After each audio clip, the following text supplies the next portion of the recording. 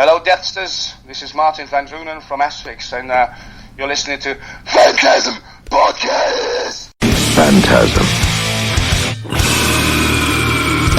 This is Brian from Vital Remain. This is Steve Tucker from Warfather and Morbid Angel. This is Bud Hopper from Malevolent Creation. This is Lee from Monstrosity. Mike Smith from Suffocation. This is Alex from Prison Talking. This is Dr. Ron Stewart from Entombed and Impaled. Hey, this is Tom Clark from Horror's Hallowed Ground. My name is Kim Corey. This is Dallas from Now, and you're listening to Phantasm Podcast. This is Martin van Drunen from Asphyx, and you're listening to FANTASM Podcast.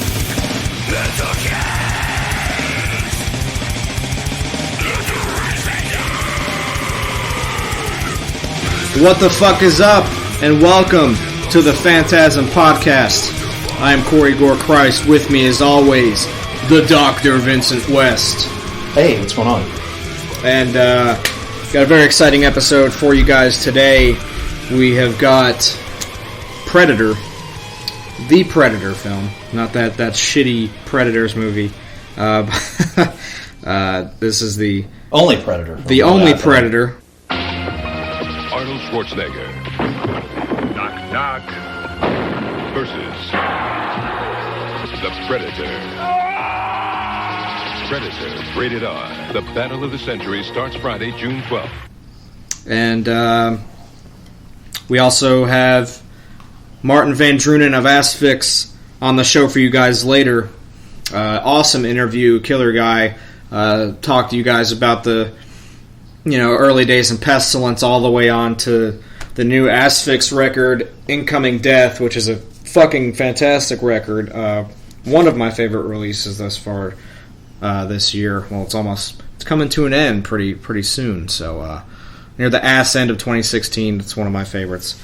If you guys, I don't know if you're unfamiliar with Predator somehow and you're on this podcast, this is coined the term sci-fi horror, I guess from Alien doing it first. Speaking of that, we had just got done interviewing Miguel Nunez Jr., also known as Spider from Return of the Living Dead, who had worked with Dan O'Bannon on that film. So very cool. There's a lot of good ties to this, as well as Carl Weathers, as you see if you guys are following along at home. We're on 1 minute and 40 seconds of Predator on our player, so if you have the Blu-ray at home, you can check it out. But he worked with Carl Weathers on Action Jackson, which is interesting. Only seen the movie a couple of times, but it's definitely worth the watch. So that was pretty cool. That interview will be coming at you guys probably a week after this one drops. We'll do that one, so be on the lookout for that. Now, Predator, as far as the actual stuff, I'm not really too familiar with the production of this film, but it's from 1987, and of course it stars Arnold Schwarzenegger, in my opinion, my favorite role that he does, and of course Jesse Ventura is a fucking badass in this movie, and he's probably my favorite character in this film, aside from Carl Weathers.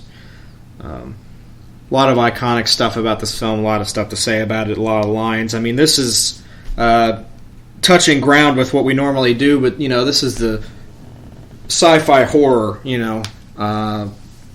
just a fucking great movie all around. The action's awesome. The horror part of it is more about survival and the horror of being isolated and being attacked by something you don't know.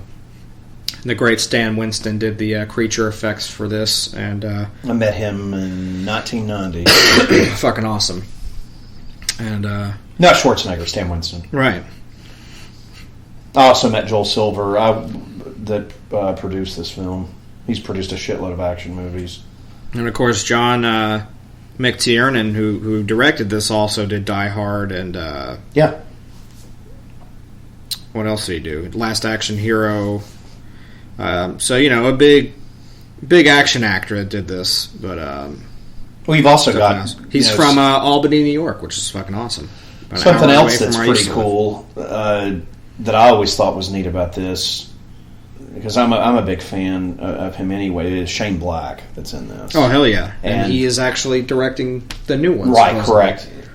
You guys should check out Nice Guys, Iron Man 3 he also did. He's done, but he also wrote, and one of my favorite, honestly, it's my favorite Bruce Willis film. He didn't direct it, he wrote movie with Bruce Willis and Damon Wayans, which why can I not think of the name of that goddamn movie right now? What is it? I watch it all the time. Hold on, don't say it. I gotta come up with. Shane Black wrote this film. It was like his thing into Hollywood. I mean, he obviously had been in this film and he's acted or whatever. But I'm talking as his introduction to directing and writing film. But he wrote. Shane Black wrote. Damon Wayans, Bruce Willis. This is going to drive me fucking nuts. I own the Blu-ray. It's on a combo thing with another Bruce Willis movie that I hate. But Last Boy Scout. Last Boy Scout. Which I love. Love that movie. If you guys have never seen The Last Boy Scout, hands down my favorite Bruce Willis film. I'll take it over anything. I just really like it. It's just good. It's about football, and he's an ex-Secret Service. And it's just a good movie with Shane Black. That's one of the characters in this film also is in... We're going to have to turn this part up for you guys. This is one of the best parts of the whole film, is right in the beginning here. Dylan! You son of a bitch! Lock biceps. It's fucking awesome. Yeah, that's fucking great. It's just Carl Weathers, of course. I'm more familiar great, with him when I saw this film in the Rocky movies as Apollo Creed. But, of course. But saw this at the theater. This movie was great. Fox was on a big roll at the time because the year before I had seen Aliens. Yeah. Which is the third film from now super director.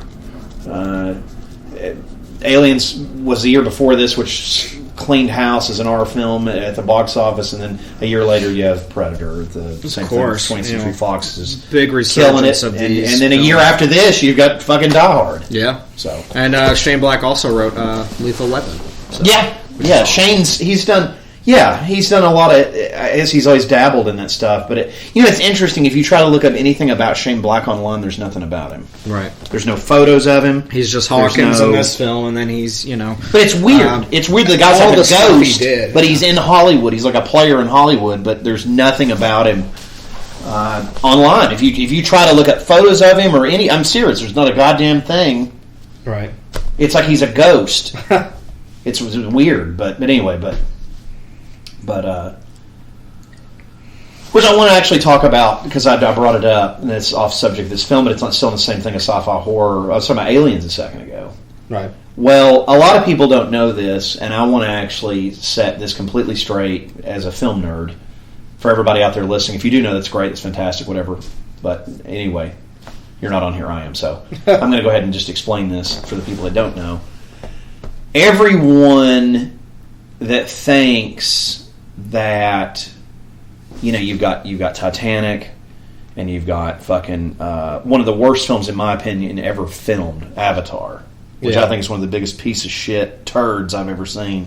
But everybody loves James Cameron, and I want to let everybody know a fun fact about James Cameron.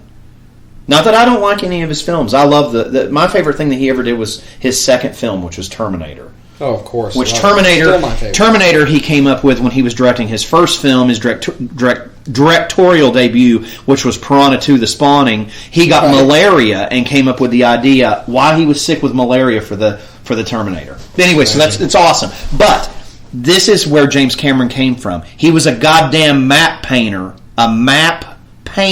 for John Carpenter on Escape from New York.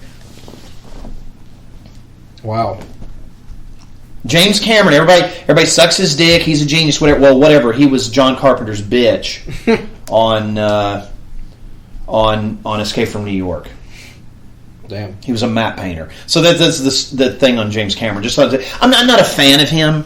Of course, I like Aliens and I like Terminator, and that's it. I don't like anything else he did, and I like Piranha 2: The Spawning actually. But that's it. I can't do Terminator 2. I actually thought Terminator Genesis was better than Terminator 2. I just don't like Terminator. Terminator 2 has too much of that fucking Linda whatever Hamilton bitch in it. It ought to just be Linda Hamilton becomes a man. Right. I just don't, and I don't like the whole don't kill or whatever. But mine's as big as a house! Shane Black. See, she wanted a little one, but hers was as big as a house. Got the Jesse Ventura part's probably my favorite right here. The helicopter scene. Shit out of my face.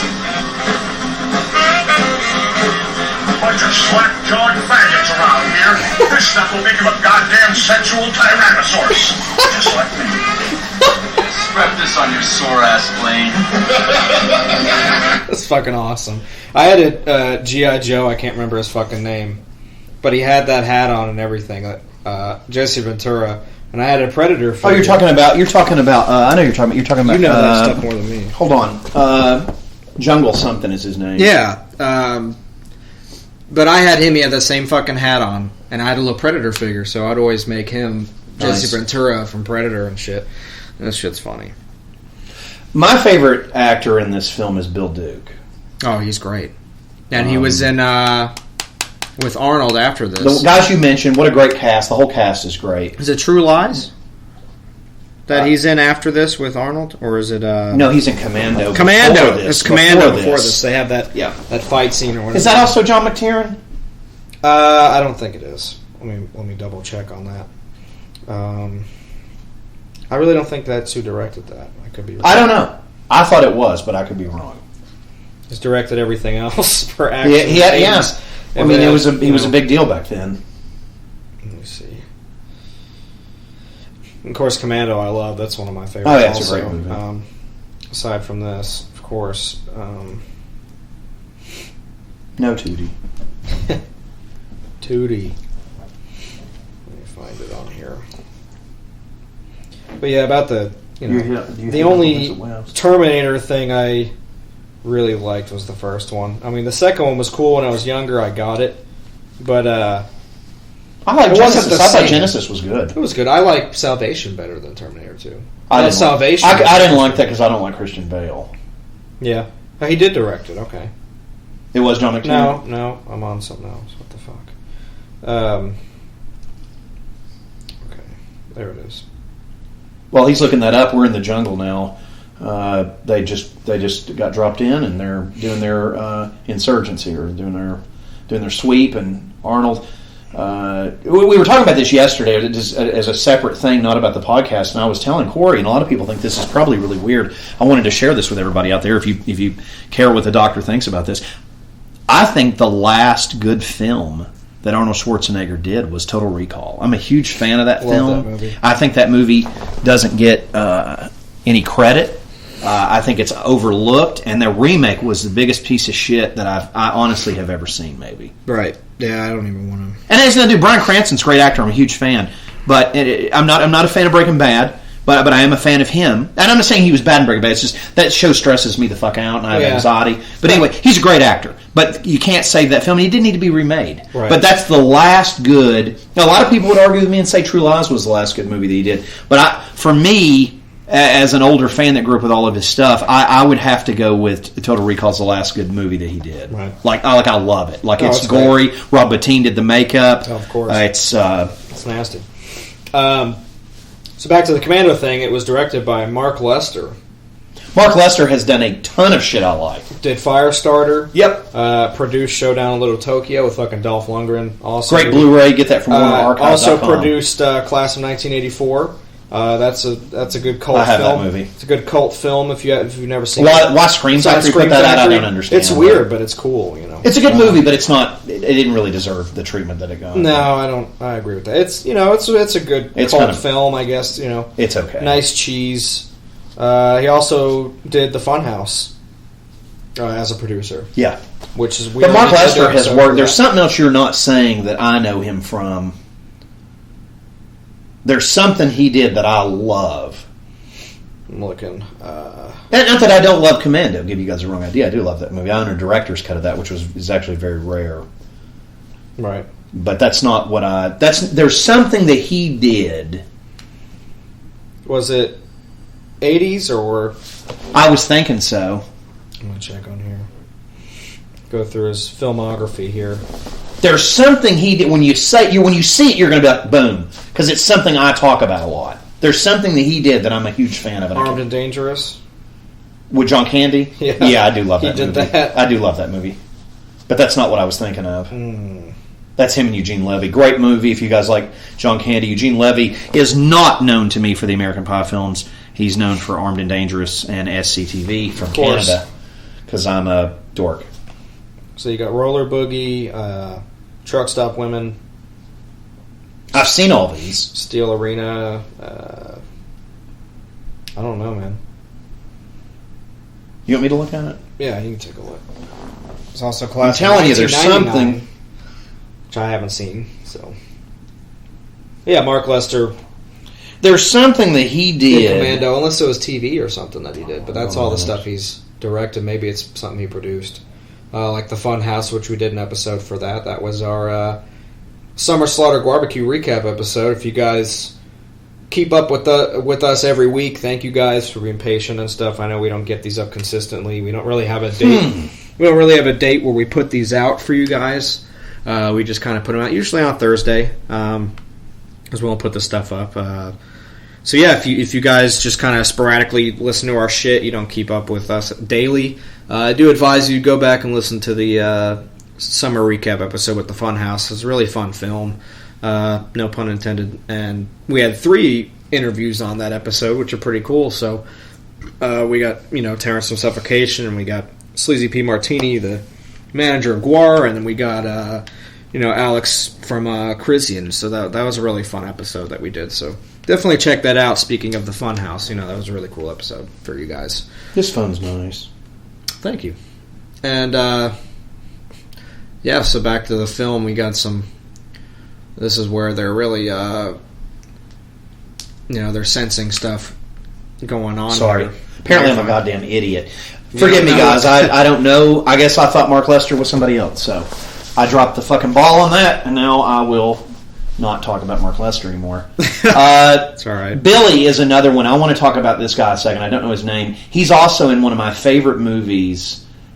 He's in a movie called 48 Hours with Nick Nolte and Eddie Murphy. Sonny Landham. I love him in 48 Hours. He is such a bastard. And it's great because he's paired up. He's also in Poltergeist. He's the pool worker. Yeah, he is. Which is awesome. He's so paired up. Horror tie there. Yeah. He's paired up in 48 Hours with Ajax. Can't think of the actor's name from The Warriors. There's also Riker on the A-Team. Yes, he was. And he's in The Warriors, so he's got a lot of good. Yeah, The Warriors, one of my favorite films ever made. Saw it at the theater. It's great. A huge fan. The Blu-ray out of it is gorgeous. It's also out of print. Actually, and if I'm not mistaken, unless they've pulled it down, Warriors was on Netflix. But Netflix, and I want to kind of go on a tiny little rant today about Netflix. I'm getting really tired of paying them money, and then I get on there to watch it, and it's gone. The Back to the Future stuff, gone. Stuff off, yeah. It's like, okay, well, can I watch it before you get rid of it? Like, they're really bad about it. And I'll tell you something else they're getting really bad about, in my opinion. I'm tired of their original shitty programming. Yeah, I don't... That Luke Cage show's a turd. The Daredevil thing I'm not a fan of either. I'm tired of it. It's getting old. I'm getting tired. I can't be the only person that's like, why am I giving you money to watch your crappy programming? Because the only person I know, a mutual friend of ours, that watches their original programming is my friend Jens, and he's an idiot for watching that stuff. I just don't get it. I don't understand what everybody's so crazy about it. I don't like it. And it's like, it's fucking Halloween. There's no goddamn horror movies on there. No, none. Usually there's none. Usually they put none. a lot of shit on there, and there's not. There's none. It's all the same stuff they've had all year. And I keep hearing all these supposed deals they made with Disney and all these other people. It's like, well, where is it?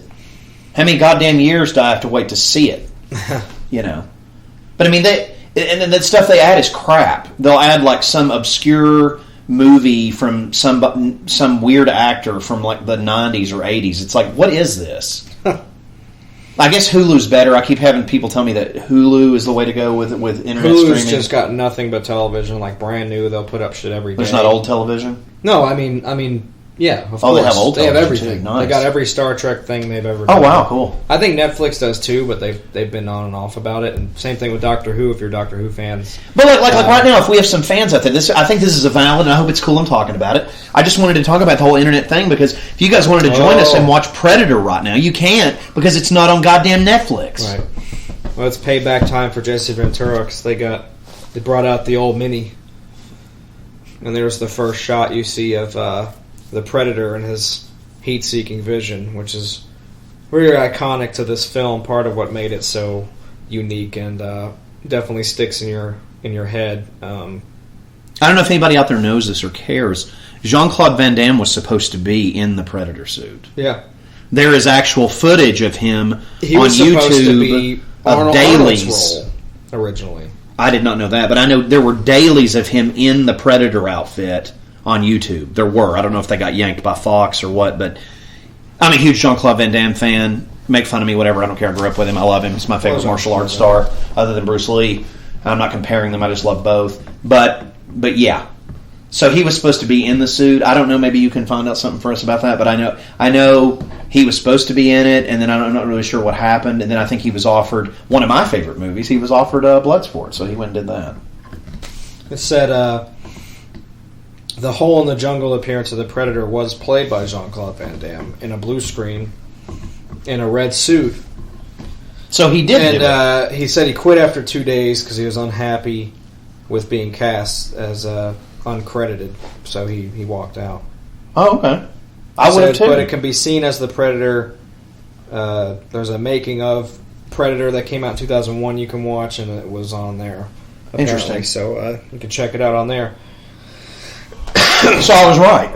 Yeah, they said the alien was scrapped and it was redesigned, and Jean-Claude was too short to play the role, and all the actors surrounding this film were all bodybuilders. Right, right. It would have made been it done, weird. yeah. Yeah, so it was already weird from the get-go. Just a fun fact, we got any Van Damme fans out there. I thought it was always cool, because I love this movie and I love him, so. But yeah. And the Predator was originally designed by a company that the studio picked to save money. And they paid Stan Winston later for $1.5 million to do the Predator. Well, you have to also realize, and that's why I brought up Aliens. People will be like, why the hell did you bring up Aliens for Watch Predator? There's a valid reason. Stan did Terminator for James Cameron. Right. Which made a shitload of money and did it on a shoestring budget. Most of the budget of the film was actually paid to Arnold and Stan. Then Stan's team did Aliens, and then when Fox saw how much goddamn money it made, they're like, "Oh, you want to do Predator? There's your check." I'm sure that was, Oh yeah. Stan Winston. I want to also tell people this too. This is something that this is just a fun fact about Stan Winston. Stan Winston employed a gentleman named Adam Jones from a little band that people have never probably heard of called Tool, and Adam actually worked for Stan Winston for several years. Right. There's a fun fact about Stan Winston. Stan Winston's a cool fucking dude. He also hired a lot of people because Stan was really close with Dick Smith. Makeup God did The Exorcist. Man needs no other credit than that, in my opinion. He did a lot of the stuff, but he's a fucking badass. But anyway, Stan would later, also bring in some of Rick Baker's students. My favorite, Rob Bottin. Rob briefly worked with and under Stan when he did some projects later, and then Rob, of course, went independent, just like Rick did. But Stan, in the makeup world, I used to have people tell me, "Oh, he's overrated. Fuck him. I like Tom Savini." Well, fuck Tom Savini. I like Stan Winston. Yeah. I'm a sci-fi guy. I am a horror guy, but Stan, if you look at the stuff he did, Stan, to me, I think has a hell of a lot more credibility than Tom Savini ever will, because Stan actually made a lot of money doing it. Well, he wasn't doing B movies, B horror, Oh, they did. They did some B stuff. He did, they did Leviathan, which I love. Right. They did Pumpkinhead, which I love. If you look up the stuff, his studio, but they also did shit like Jurassic Park. Right. A lot of people think that's ILM. ILM was involved with Jurassic Park, but they did not do the practical effects. It was all and the creature feature that it was. Yeah. Gets more recognition than most of the stuff that Tom Savini's known for. I always got knocked for it. I always got knocked for Rob Bottin. It's a matter Rick of preference. Baker. It's not against anything Savini's done. We've done a bunch of Savini stuff, and it's always top notch gore. It's always very good. But he doesn't do as far as creature features. Well, he did for Tales from the Dark Side, didn't he? Yeah, but that's TV stuff. This is big. The closest he ever did to it, I guess, was doing Jason and Friday 4. But it's like, and it's cool, but it's not really.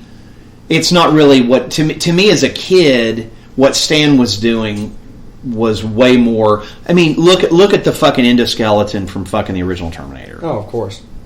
And that's stop motion. There's you some And go back that's to like Ray Predator Harryhausen is, awesomeness, but that's.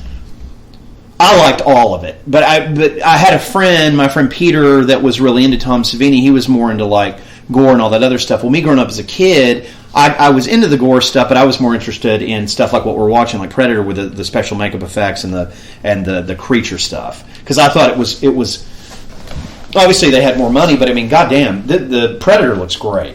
Oh, it's fantastic. It still looks great. I mean, this movie's about to be fucking what, 40 years old? Oh yeah. Let's see. Hold on, 30 years old? Yes, it's 87. Yeah, next year's its 30th anniversary.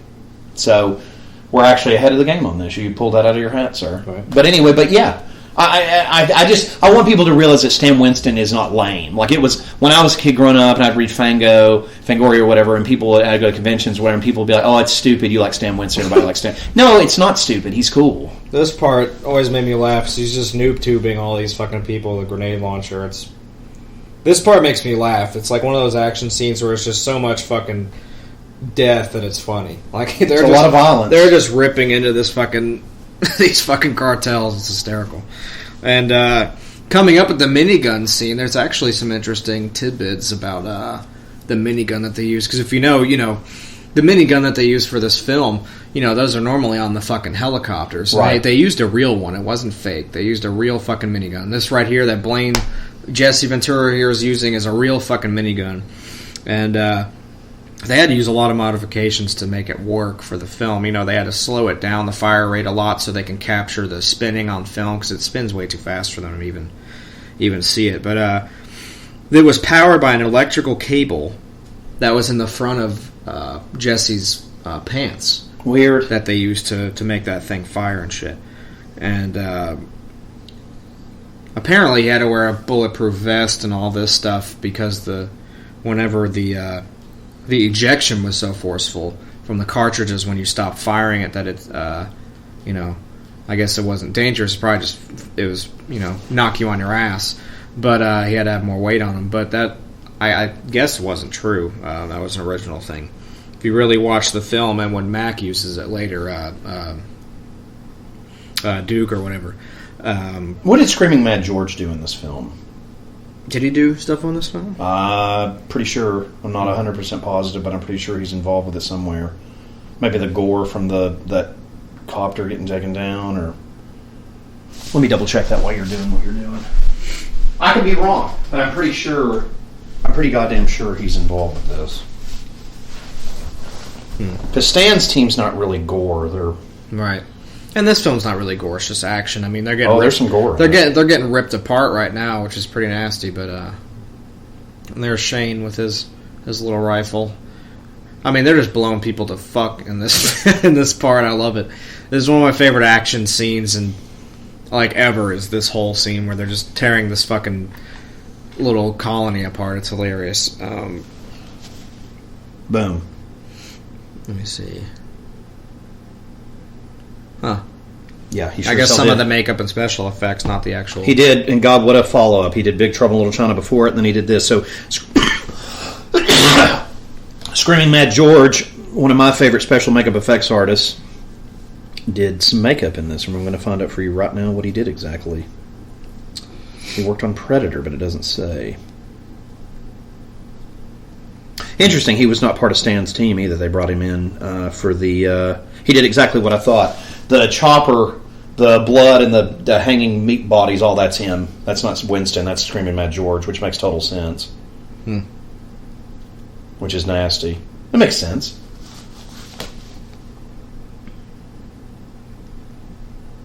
A lot of interesting stuff on here. I don't know, apparently Arnold Schwarzenegger was getting married to Maria Shriver. He was doing a rehearsal for it 48 hours before this film. And his wife was pretty pissed about it because he was obviously... George Predator. He was obviously more wrapped up in doing this film than marrying her, which she was mad about, but... She's a cunt. So that's an interesting tidbit, too. There's a lot to this film in the making of it that's really interesting. You can see again from that documentary if you haven't seen it. The son of a bitch is dug in like an Alabama tick. There you go. We'll go back and get that one. 'Cause that's another major one. There's just lines in this movie you gotta hear. I mean, it's like they didn't even try to make, Looking like an Alabama chick. You're hit. You're bleeding, man. I ain't got time to bleed. Oh. Okay. Fuck yeah. Okay, I've got it here. You got time to duck? Boom. So now shit's hitting the fan. Carl Weathers is pissed. I always thought him with those MP5s was like the coolest fucking thing. Because to me, when I was younger, this is one of the first like action-y films I really enjoyed. If you consider Star Wars. He did these were my action heroes. It was like all these guys in this film. He did several of he did the Predator's face, like the mandibles and stuff. Which actually, apparently, James Cameron is who came up with that idea for the mandibles itself. Oh, I'm sure. I'm just talking about the actual effects. Well, yeah, he did that, and he did the Jesse Ventura's corpse. Yeah. The hollowed out chest where he did all that. It's awesome. Makes sense. I mean, Winston's crew's that's not their thing. Winston they did the suit and they did the infrared and the fucking all the weapons and they did the whole goddamn thing based on the blades and on the suit and everything, but he did all the gore in this. The gore that's in it, he did it. And he did that without the mask, he did the face. Right. He didn't design it, he just did it. Does that make sense? He built the He built the thing.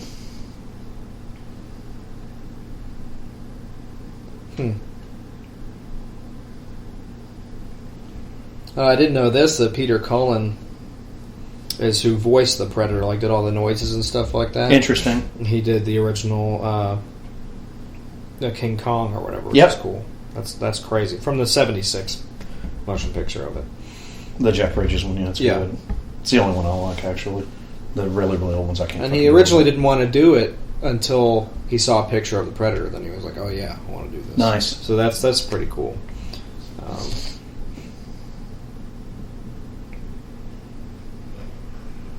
And of course, what else has Peter Cullen done? That name sounds incredibly familiar to me. Besides what you just said,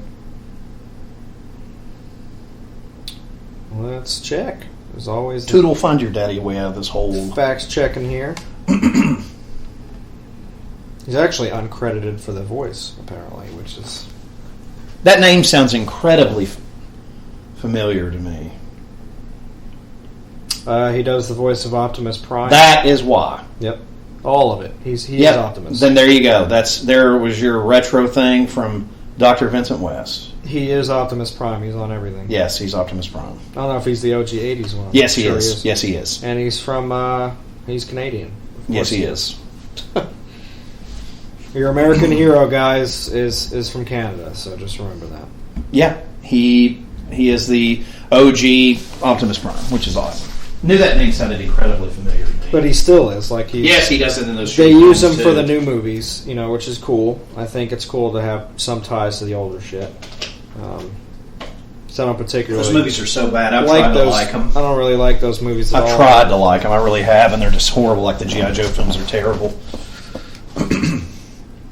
Yeah, I just can't. Can't do it. Do alive. He was also Mogwai from the Gremlins. He did a voice for Interesting. him, which that's the doctor's favorite movie. He told me the other day. Yeah. He loves it. He watches it for Halloween and Christmas. I do. It is which my is his favorite film. holiday too. He does a ton of voices on Voltron, which is awesome. Yep. He's the narrator of Voltron. Yep. Long ago. Yeah, anyway. that's him. So he's a fun things about guy. Predator you didn't know or probably didn't want to know. You get to learn here on the Phantasm. He's also Podcast. on Johnny Quest. That's That's fucking awesome. And he's airborne on G.I. Joe. Yep. And makes sense. Yeah, I mean, he was on that shitty Ghostbusters show, not the good Ghostbusters. It was that weird one where they had the fucking gorilla or whatever. That wasn't even had anything to do with the movies. Well, it's my little baby. You don't think it's funny? And he's Xandar in G.I. Joe also. He's still Xandar. Oh, okay. That's Zartan's. He was on the real Ghostbusters, brother. So he did the shitty one and the real Really? one. Yeah, he was Dr. Destructo. Wow. Police Didn't know officer that. on one of the episodes. And So he's in everything. Oh, yeah. Everything. You gotta love it. Peter Cullen. I mean, he's done a ton of shit. I mean, this is the voiceover dude right here, so... And like I said, you know, he still is Optimus Prime. It's the OG, so... he was actually most of them, if you look. The 1984 series or whatever, he was also Ironhide and Slug Slinger and Streetwise and a bunch of other ones, so... that in and of itself is pretty cool. For all you nerds out there that as soon as we mention the name, you're like, oh, that's Transformers. You know, that's for you guys, I guess. You know, here at Phantasm, we know you guys are into other weird, nerdy shit, so we like to provide you with whatever information we can, if you don't already know, just to further enthrall you into these horror movies we put on for you guys, and, you know.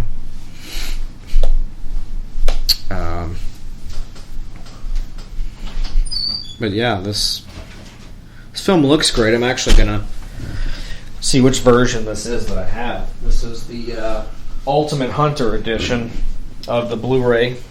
It's the only standard Blu-ray you can get of it, except for there was one before it. They have another one. Yeah, there was one before it, and it looks like shit. This one actually had a picture improvement. This one's good. It looks really nice.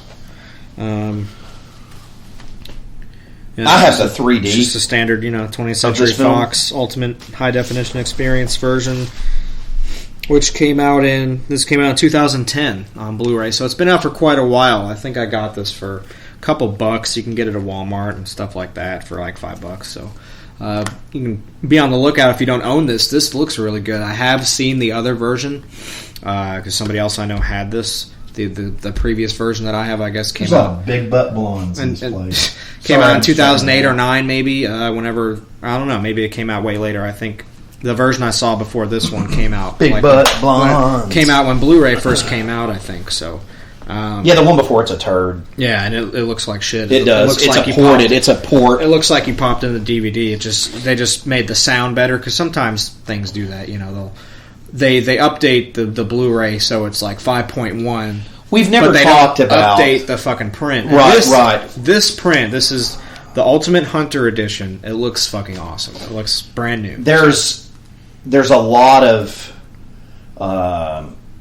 if you're ever, I would always tell people to do this. This has that making of thing on here from that documentary. Oh, okay, cool. So it's called If It Bleeds, We Can Kill It, The Making of Predator. That's from 2001. I think that might have been ported from the DVD. It was. And that's pretty cool if they have it on here. So the Ultimate Hunter comes with every fucking thing. Tell you guys, I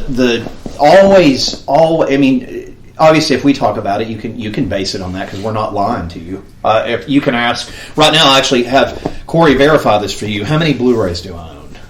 I can't count. Right, a lot. It's in the thousands. At this point, it's seriously in the thousands. I have so much stuff. But I want to tell you guys something. Always research something before you buy it. If you're especially a geek, Blu-ray, as much as you spend on it when they first come out. Always make sure that it's something, obviously you love the film. You don't have to listen to us. You can go buy it, whatever. I'm not saying that. And obviously if it's something new, it's going to probably look good. I think we mentioned this on previous episodes. We were going to do Microwave Massacre, and it just got horrible reviews with the print, and it was supposed to be a turd anyway, but we were going to do it, and then when the doctor researched it and really looked into it, it was actually...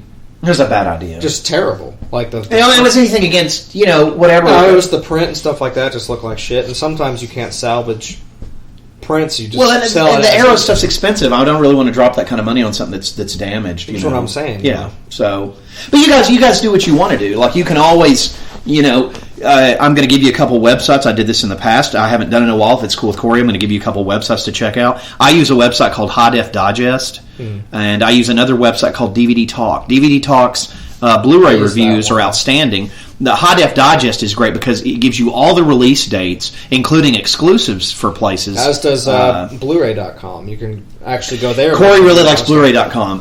One of the problems I have with Blu-ray.com, you guys may not have this problem, especially if you've got listeners from other parts of the world. I didn't like it because it'll list stuff that's fucking out in Europe, and that's cool, except for if I'm on there trying to get a review about a specific disc. I want to know about the specific thing I'm doing for it. We have U.S. and Canada listeners, you always want to. I would tell you to go to DVD Talk. Their reviews. I'm not saying necessarily listen to everything they say because they're very kind of snooty and arrogant, but they do review a lot more stuff. High Def Digest only kind of does a handful of stuff, where DVD Talk does a lot more. Now, his Blu-ray.com, I will tell you this: they have every goddamn thing imaginable on there. My problem was I had trouble personally navigating it. Right, yeah, it's a lot to deal with on the site. Because I want it like if we're doing interviews and I'm on the internet, I have trouble navigating it. You guys might not have that problem. I'm not saying it's bad. They have more than anything, obviously, by their title than anywhere else. The only cool feature I really like about it, one, they give you the links to, like, if it's out, you can buy it wherever, and they'll give you eBay links, they'll give you Amazon links, all kinds of shit. So that's cool. Yeah, it is cool. The other cool thing, and the reason I started using Blu-ray.com, is if you make a profile on there and it's free, you can add your collection on there, and you can have all your movies in alphabetical order on there. So it actually keeps up with me at home, so I don't have to sit there and That's nice. I can actually kind of have the list there, so I know what goes where. And not that I don't know the alphabet, it's just nice seeing it all laid out somewhere else. A, but you can B, keep, C. No, thank you. It's stupid. D, E. Yeah, okay. Yeah, I'm good. I was just making sure. I was a check right there. But yeah, and you not only get the disc, but you can find the specific Blu-ray that you have on there. Like if you have a certain edition of it, that'll show up, and you get the cover and all that stuff. And you can share your collections with other people on the site, and that's pretty fun to do. And let's say you have a steelbook of Tenebrae or whatever, and then your friend has the single disc edition, that bare bones edition that they put out. They have both of those versions on there because it's also a site to buy these Blu-rays. So you can find your specific version you want, and you can click Add to Collection, and that'll be on your collection. It's pretty neat. So I've been able to find everything I have on there, and that is good. It's pretty cool if you're a collector. It's just another thing to have, and it adds a social aspect to it where you can share it around social media or text it to your friend, whatever the fuck you want to do, or just if you like keeping up with it. Like, it helps me if I'm going out somewhere to buy maybe a used Blu-ray and I'm honestly not sure if I have it or not. Then I can go on there and look at my collection, and I can be like, no, I don't have it. And I'll buy it. So that's pretty cool. I actually haven't used that the last few times because I always forget which James Bond movies I have. So, I'm not really... that's something I definitely need the list for. So that'd be nice to have. But, yeah, so use those sites and check them out. And we'll definitely be a fun time if you want to keep up with your stuff. And back to the film, now shit's hitting the fan. The Predator has been seen, and the lady's freaking out about it because she knows what's going on, and these dudes are just thinking she's freaking the fuck out, So, yeah. We'll do some Blu-ray stuff for everybody since Sure. we've Blu-ray in it. Waxworks and Waxworks 2 is now available from the Lionsgate Vestron line. I'm going to be buying that in the next 24 hours. We also have something that I wanted to talk about, which I think may be the coolest fucking thing they've done all year. And actually, I do think it's the coolest fucking thing they've done all year. Arrow is putting out a Hellraiser Scarlet Box limited edition trilogy box set. And when their stuff is limited, folks, it's limited. You want it, you need to pre-order it. It's about $100. Really cool. I'm buying the shit out of this thing. It's also be the first time you can get Hellraiser 3 on Blu-ray, which, by the way, is Doug Bradley's favorite film, and I know that because he told me that. Chud 2 by the Chud, which I mentioned before, is going to be coming out on Blu-ray soon. Slumber Party 2 and Slumber Party 3 are coming out as a double feature in January from Scream Factory. The first Chud movie is coming out from Arrow. Creepshow 2, limited edition from Arrow Films, which has dropped dramatically in price on Amazon. That's another one. If you want it, you probably should order it. It's limited to, I think, about either 2 or 5,000 copies. let's see here. The 1993 Body Snatchers film, which I've never seen, but it looks like a bloodbath, is coming out. Scream Factory is putting out Black Christmas, which I've actually never seen that film. I'm actually going to research that here in a minute because I'm actually curious more about what that film actually is. Arrow is also putting out Driller Killer, the limited edition steelbook. Another must-have for me. I love that movie. Bubba Hotep, Scream Factory, obviously. That one's coming out in a few weeks. And that's from Scream Factory as well.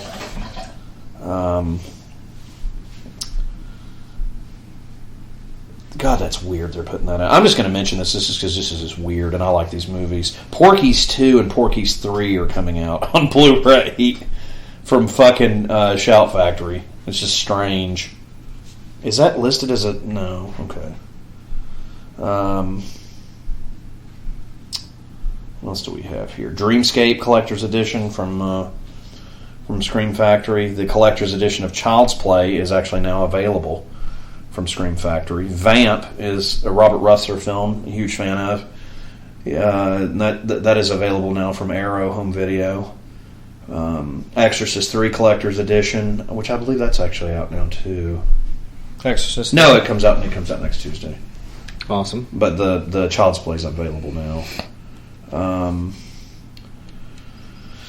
Obviously, Rabid and Dead Ringers are coming out from Scream Factory, which is awesome. Those are both great movies from David. Make you want to throw up Cronenberg because he's so gross with stuff he does. And they've pushed these back. I wanted to talk about this a second. They've pushed back Poltergeist 2 and 3 Scream Factory Blu-ray releases. You know, I want to actually talk about that. Those Blu-rays are already available. I don't really need collector's editions of those films. I would say that's for fans only. Like, if you're a hardcore Poltergeist fan, obviously you'd want those, but I can't really sign off on those. Even though I do love Tom Skerritt in Part 3. What else we got here? The Thing, which was my October pick of the month from Scream Factory, is now available and actually cheaper than it's actually higher than hell on Amazon right now. It's almost $40. Carrie is also available from Scream Factory as well. It's also overpriced and very expensive. Let's see here. What else we got? Kind of ran the gambit here. I want to talk about this movie a second. I didn't realize this was coming out. And I watched this the other night, and I forgot, honestly, and I want to really talk about this a second. I forgot how gory this movie is. And it's a movie called Raising Cain. And I watched this the other night. I hadn't seen this fucking thing. It is. And, is this the right movie? Hold on a minute. Have I fucked up here? I don't know if this is the same goddamn movie. Okay, wrong film. Actually, scratch that, people. I watched a totally different film. So, just ignore what I just said. I watched a movie with John Lithgow and Denzel Washington, and it was a goddamn bloodbath. But I don't know the name of that movie, and I can't remember what the hell it is right now, so I'm just going to pretend I didn't even bring that up. What else we got here? A lot of bullshit that's already out. Here's an honorable mention. This Blu-ray's been out and available for about 4 or 5 years, but I wanted to talk about this. It's Halloween. You got a little extra money. It's $8 on Amazon. I want to recommend to you one of the best movies I've ever seen in my life, and that would be Vincent Price's classic, The House of Wax. It's awesome. It's $7.99. I've never seen it that cheap, ever. Great film. And of course, it being Halloween time, I want to mention all the great Hammer stuff that's available right now. There's a lot of it. Just look up Hammer Blu-ray on fucking Amazon. You can enjoy some of those things. And they actually finally have the 8-film Universal collection back in stock for $30, which is a goddamn steal. I need to actually buy that. Yeah, I want it. And this isn't horror related, but I wanted to talk to everybody about this. I haven't had the money to buy it yet, but Miami Vice, one of my favorite television shows, is now available on Blu-ray. Great. It's violent cop drama. It's been ripped off over the years by lots of other people. Michael Mann, which I think is a fucking genius, at the helm of that. But apparently there's some issues with the Blu-ray, so they've actually yanked it. You can't actually buy it right now. And that's all I've got on that. That's all I've got Blu-ray-wise, Corey. Awesome. A lot of stuff. I hope people have a lot of money, because I'm running seriously behind. I'm hoping right you now. guys have a lot of money, and you can just pick all the stuff up, you know. Arrow's more Blood time Rage than I is have out of money. print. Wow. It's worth a lot of money now. Well, Blood Rage is definitely something we're going to be doing. We got Thanksgiving coming up soon. I do have my That's copy, a Thanksgiving film. I don't like Thanksgiving or whatever that other thing is. It's trauma stuff is ridiculous, but. I want to take a sec, if you're cool with this. I want to kind of figure this out here, because I'm just, while we're on here, I figure why wouldn't I do it, and the holidays are coming up or whatever. I'm not familiar with the movie Black Christmas, I don't believe. Let's figure out. From 74? If it's what I think it is, then I am. If it's not what I think it is, then it's not. It's old. It's a good movie. We're going to find out right now. I don't know what that is, but. For me, the Christmas classic, which we've already done, which thank you. It's great. It's a good film. Okay, yes, it is. 74. But here's the deal with this movie. I saw this as a kid. I don't think it's scary. No, it's just kind of like an older slasher before it was coined a slasher, but.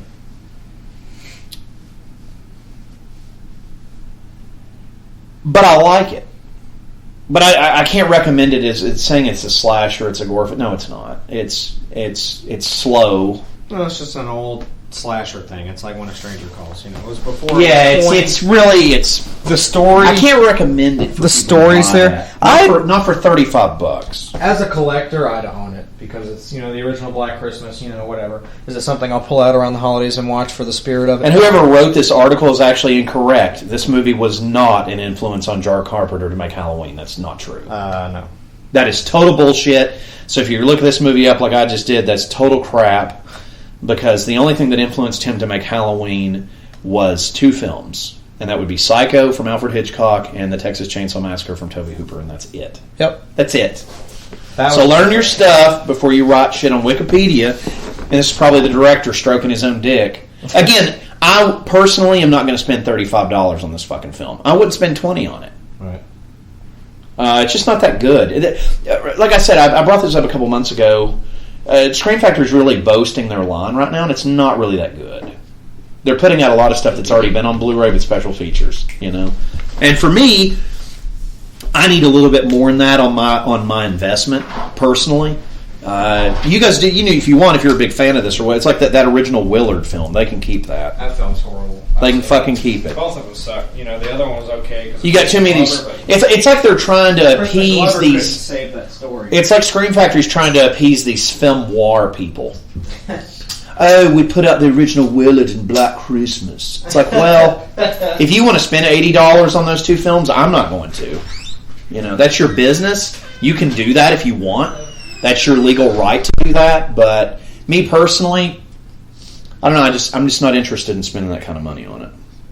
Anyway, we're back with Dutch, a.k.a. Arnold Schwarzenegger, and he is in the jungle talking to Bill Duke about Jesse Ventura dying earlier in the film. I didn't mean to get off track there, guys. I do that sometimes. That's just what I do. But anyway, I like to talk. But anyhow, so they're in the jungle, and they are now...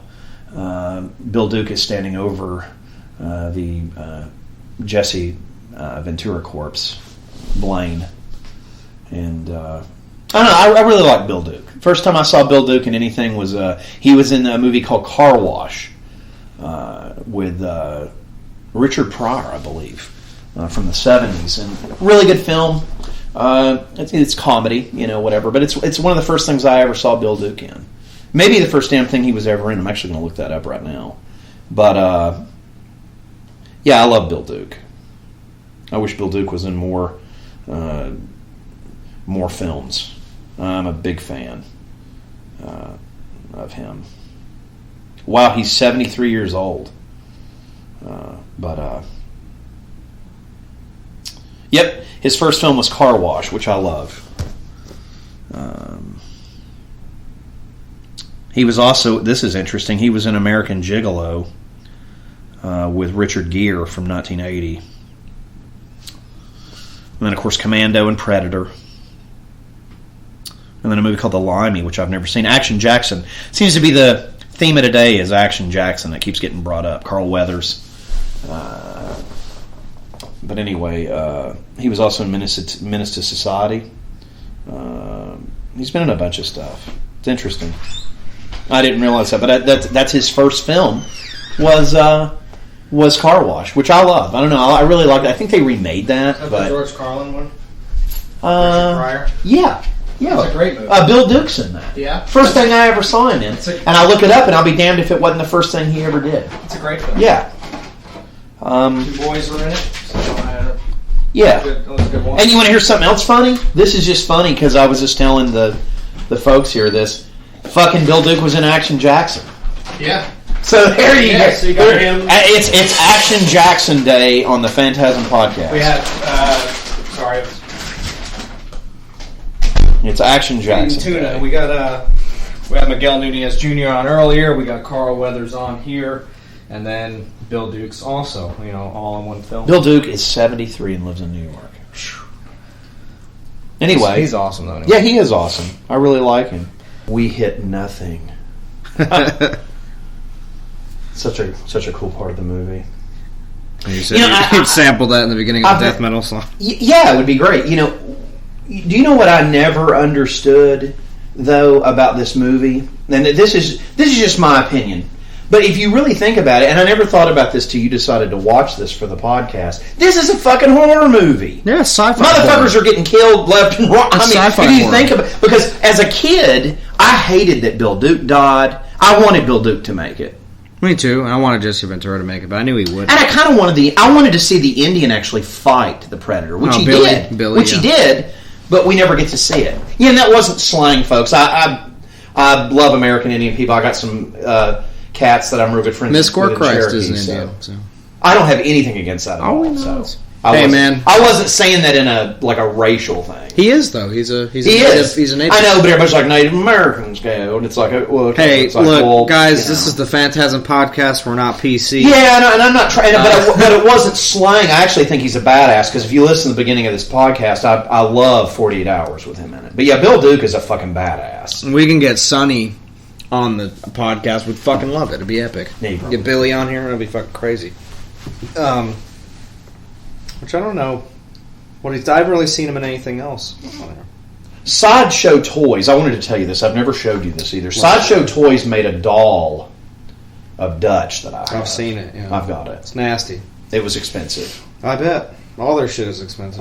Have you seen the only stuff I've gotten from them is have you seen the Jason that Sideshow's doing that I've pre-ordered? Is a loose figures from eBay for like $10. So I'm not paying $130. Right. Dr. West here, he has a whole collection. Like if you've seen the end of The Conjuring, the first one where they keep Annabelle, that's Dr. West's trophy room with all his. I shouldn't have all that stuff. It just makes me happy. I don't know why I have all that stuff. You have a collection, you get to look at it. It makes you feel good for no reason. It's just See, you can appreciate that though. It's fun to sit back and be like, I've got all this cool shit. Yeah, it's like people that don't have it just don't appreciate it, and that's fine. That's why it's not. It's your true. Shit,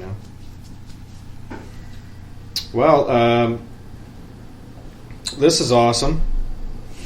Oh, this is brand new. Sorry. No, you're good. I'm sorry. This episode's taking a little while to come up, but it's Wednesday, October 26th when we're doing this film. Getting the interview ready. But there's a tour announcement I'd like to share with you guys. It's Crowbar and Goat Whore, and it starts in December. And it's got some. Let's see how many dates we got here. Is it somewhere? You're shitting me. It's got 13 dates. It's going to.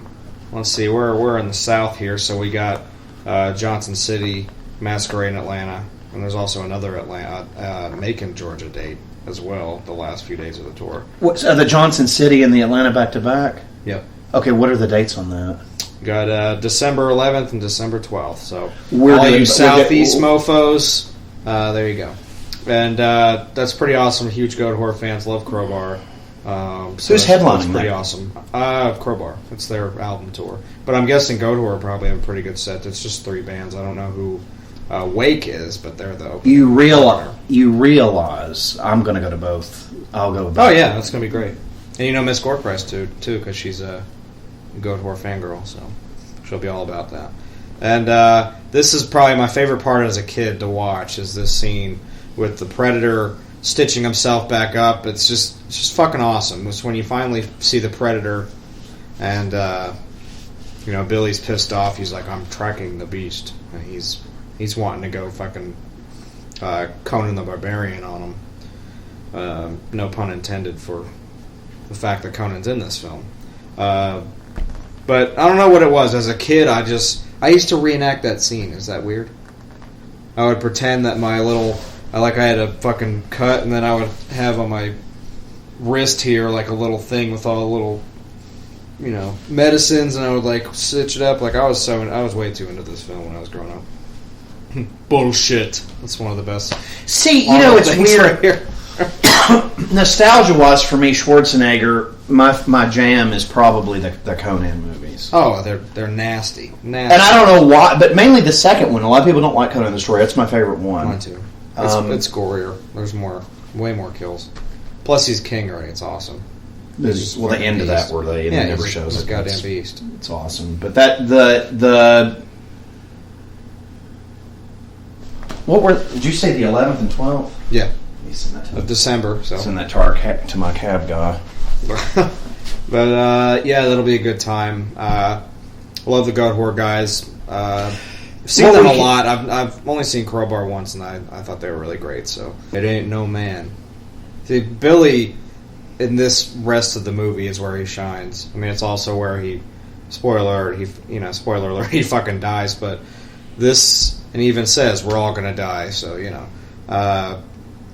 this is where I favor Billy in this rest of the movie, because it's really awesome. He's just doesn't give a shit. And this is the horror survival part that shows up in this film, because now they know they're being hunted by something. And, and these guys are fucking sweating, and Bill Duke looks like he just got fucking rained on. I'm trying to figure out, I want to reach out to some people and ask how the filming was for this movie, because I've always been really interested about it.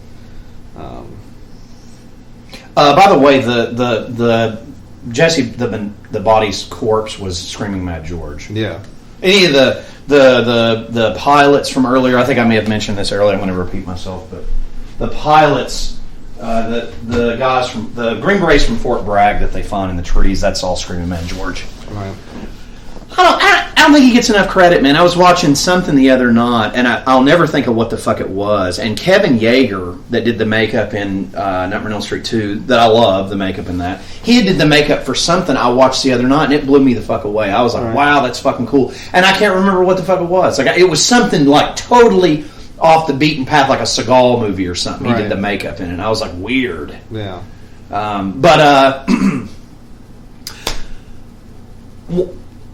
Take a second here, since we've talked about the date of this podcast.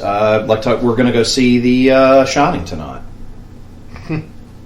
which I'm really excited about. Yeah, it's going to be great.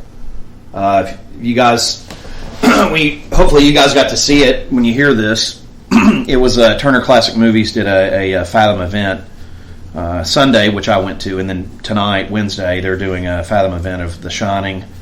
It's not an anniversary or anything, it's just they're just showing it for Halloween. It's pretty sick. The movie, watching it in the theater, it's a total different experience than watching it on television.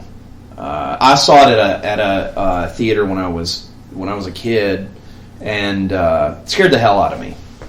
And this wasn't first run. This was later. But I got to see it in the theater, and to get to see it as an adult now it's really cool. But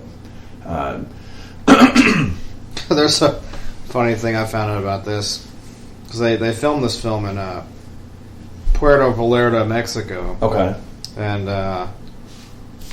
actually reading one of these posts on Reddit or whatever, because Arnold did some kind of a a Q&A thing on there. Okay. And this one Redditor asked, "Did the Predator ever make you shit yourself?"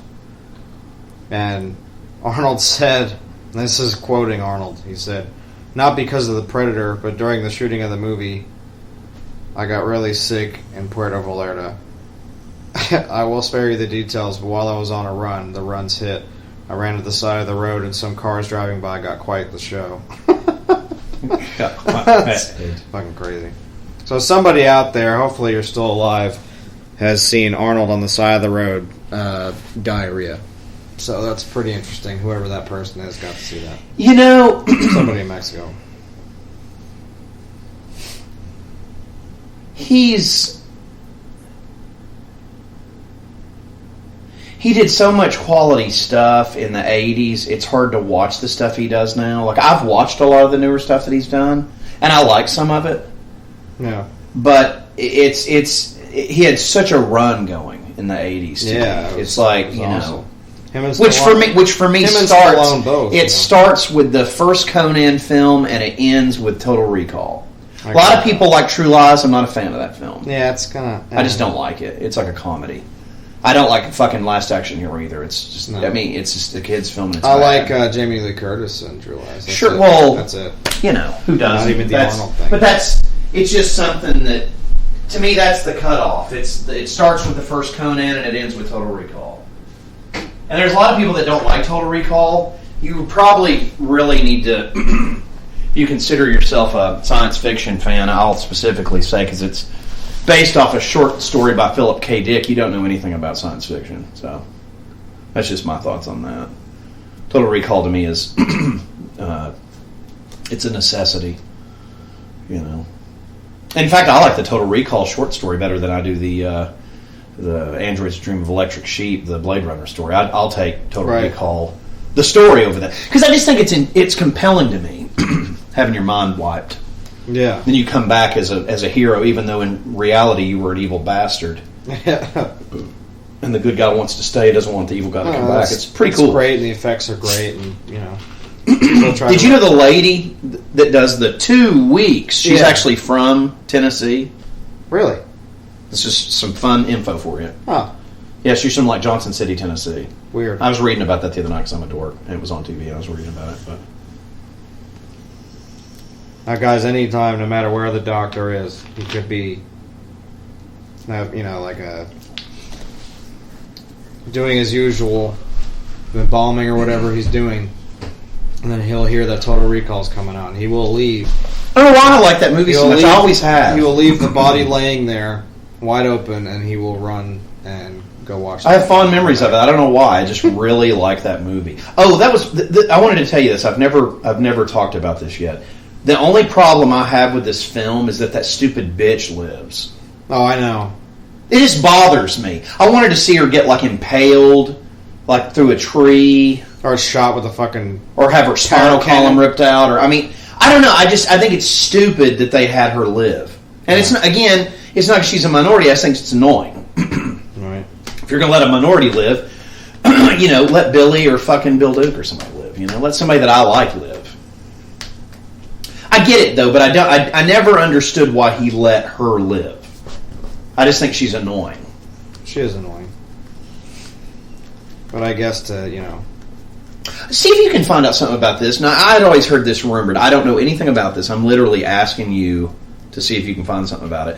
Why was Arnold not in the second film? Did they ask him to do it? Did he decline it? I think he was filming something else at the time when they decided to do it. Because I never understood that.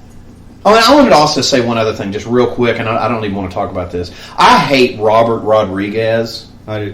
Don't even get me started on and they're doing a 20th anniversary. You'll see the ad for it tonight of Dusk Till Dawn, and I don't get it. Yeah, I just don't get it. I don't understand that. I just don't like him. I don't know. The only movie that he ever did that I liked was fucking Desperado. That's it. Right. That's it. And he didn't write that. Tarantino did. Yeah. So there's Tarantino's genius coming through that. And it's not that I think he's a bad filmmaker, but I just don't like a lot of stuff that he did. I think those Grindhouse movies are really bad. He's a bad filmmaker, let's be honest here. I just don't, I know you were probably a big Spy Kids fan as a child. That was a joke. You're supposed to laugh.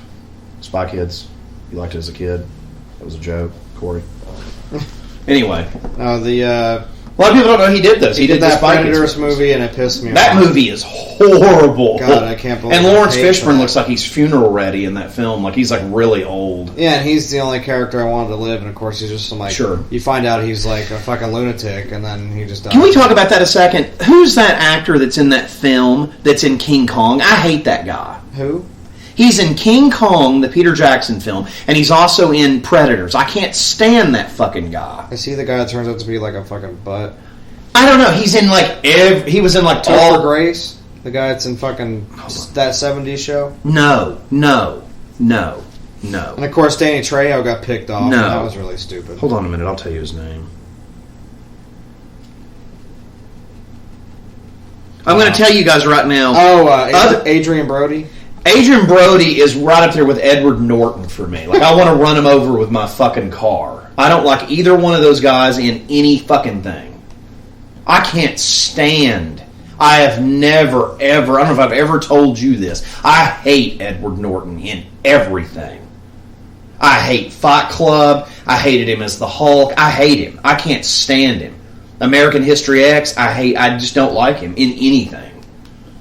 I don't know why. I just don't like. I don't know if you guys like him, whatever. And that Brody got same thing. I can't stand him in anything. I don't know how that guy got any work. I mean, he must have a hell of an agent, like a female slut agent that's hot that you can fuck in all her holes to get that kind of work that he got. Because that Peter Jackson movie, the King Kong remake, was horrid. Never saw it. It's horrid. The one with Naomi Watts. Yes, it's horrid. Ugh. I don't like King Kong anyway. I don't really care. I do. But I don't like that movie. It's because of that Brody fucking Jack Sack is in it too, who I can't fucking stand.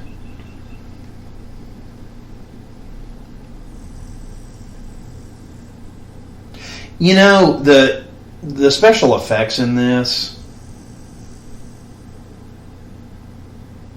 are so well done and well executed in this. It's so professionally done. You're talking about filming in Mexico. Total Recall was shot in Mexico. Really? Yep. It sure was. Paul Verhoeven, another director I don't think gets any love. Starship Troopers, RoboCop, Basic Instinct, Total Recall. I think he's a phenomenal director. A lot of people don't like him. I think he's fucking awesome. And his stuff is every movies I just named are gory. Not so much Basic Instinct, but I'll tell you what, you don't get a raging hard-on from Sharon Stone back in the day like that, man. That was a serious boner from that movie. I always thought she was fucking hot. She looks horrible now, but in that movie she was smoking hot. And then Paul Verhoeven, that's where he made all his money, was on that goddamn film too. But Verhoeven also did Showgirls. There's another thing the Doctor loves. Yeah. Love me some Naked Saved by the Bell. Jesse Spano running around. Yeah. Love it, love it, love it. Can watch that movie all day. Yeah, it's great, man. Gina Gershon. It's long, though. Huh? It's long. It is a long movie. It's really long. It's a long, bad film. One of the first movies I ever rented from Blockbuster. Did you? Yeah, it was one of my first wackies. Was that film? It's Jesse. Because I saw it on can't go wrong. I saw it on Jesse on what is it, Cinemax or some shit. Oh man! And then I was like, yeah. So that was pretty nice. She got everything that Uncle John needed. And we got Bill Duke here. He's about to meet his Duke, which sucks. It was a good part, though. This whole thing's really good. There's just... it's interesting. This part of the movie seems closer to the end of the film, and it's really not. This movie has a really long, prolonged end. Yeah. Because everybody's dead. Yeah, and it's all about Arnold. Yeah, man. Surviving now. And somehow that stupid bitch survives all of it. I have no idea how. I don't know. Did the guy that gets Actually, this is interesting. Did the guy that gets his chest broke, is he alive? Who? The guy gets hit with the tree a minute ago. No. He's dead, or he's... I think he's dead, yeah. I could have sworn he's in the chopper. The chopper. Yeah, because Shane Black's the one who dies. Richard, or whatever his name is, lives. So he does live. So it's him, Arnold, and the girl. Yeah. Something like that. And it's funny that the pilot, and I love this part too, he's like, shh, and just like points, and there's the Predator. Because I still don't think Dylan's seen the Predator yet. He thinks Bill's gone fucking AWOL, and he finally sees the Predator. But the pilot that picks them up at the end, that's Predator, which is funny. It is? Yeah, the pilot at the end. It's a joke? Is Predator, like the guy that was in the suit and everything. I did not know that. It's fucking funny, yeah. It's pretty cool. It's really quick. You barely see him, but he's there. He's the pilot. I think Carl Weathers, other than Jesse the Body, gets the worst death, having your arms taken off. Oh, the gun's still firing? Yeah, it's nasty. Pretty, yeah. It's fucking laceration. It's pretty awesome.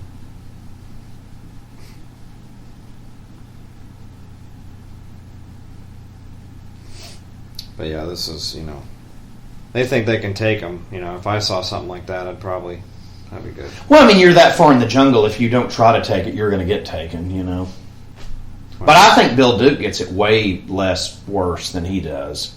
Right. Getting smoked in the head and having your shit blown out. Yeah. I think I'd rather have that than have my arms chopped off. I don't know, because the head would be quicker. You had the arm, he was still screaming with his That's what I'm saying. I would rather get my head blown off than have the arms taken off. For sure. Yeah, Kevin Peter Hall is Predator. I'm also assuming this, and I don't know this, I'm pretty sure the arm coming off has got to be Screaming Mad George. Probably. And if you need any gore effects done, just give him a phone call. It's pretty, if you gotta cost you an arm and a leg. Huh. And you got the Predator red dot right there, which is awesome. Which they called it the parrot cannon. Ooh. That had to have been George. That was probably him too. Yeah, it had to have been. I think all the practical makeup effects. There's you some brain splatter, guy. It's, that's, and there's more, some muck that's pretty nice.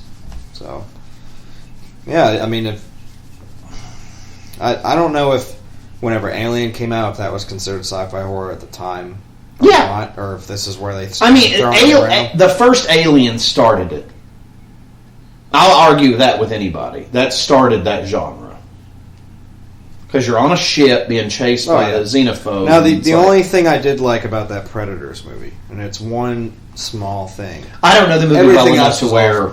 That ship that Lawrence Fishburne was in, that was the alien ship. It was part of it. Oh, really? Yeah. I did not know that. That was part of the ship, which is pretty cool. We should also probably take a second to talk about this because we've talked about all that other stuff. And I'm going to look it up. That way I can talk about I know for people wanting more Predator, Shane Black has taken it upon himself. Talk about that. I've got something to bring up besides that. To direct the new Predator, which is going to be awesome. He's been... And there's Dead Bill Duke, and now Dylan, it's his time to shine. So there's actually some new information on this Predator movie in the last 24 hours, which is cool. I'm on Screen Rant right here, and let's see.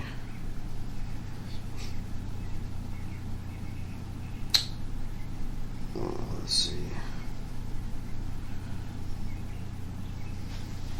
He's wanting it to be a scarier film. You can't really make the Predator scary. Here's before we start rolling out on this is where Dylan gets his fucking arm ripped off right here, which is a very awesome scene. He used to do this with my wrestling figures all the time, have one of his arms get ripped off, and a little MP5. That scene's horrific in and of itself, is that while he's screaming, the gun's still firing. I was like, it's just...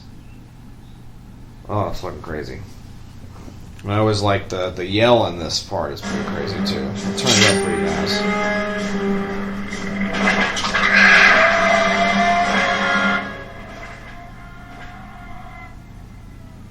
And now here's Billy's part. I mean, now they're getting picked off. I mean, this is pretty much it.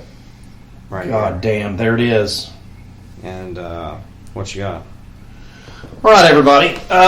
If we have any Prometheus fans out there, right before my birthday in 2017, Alien Covenant.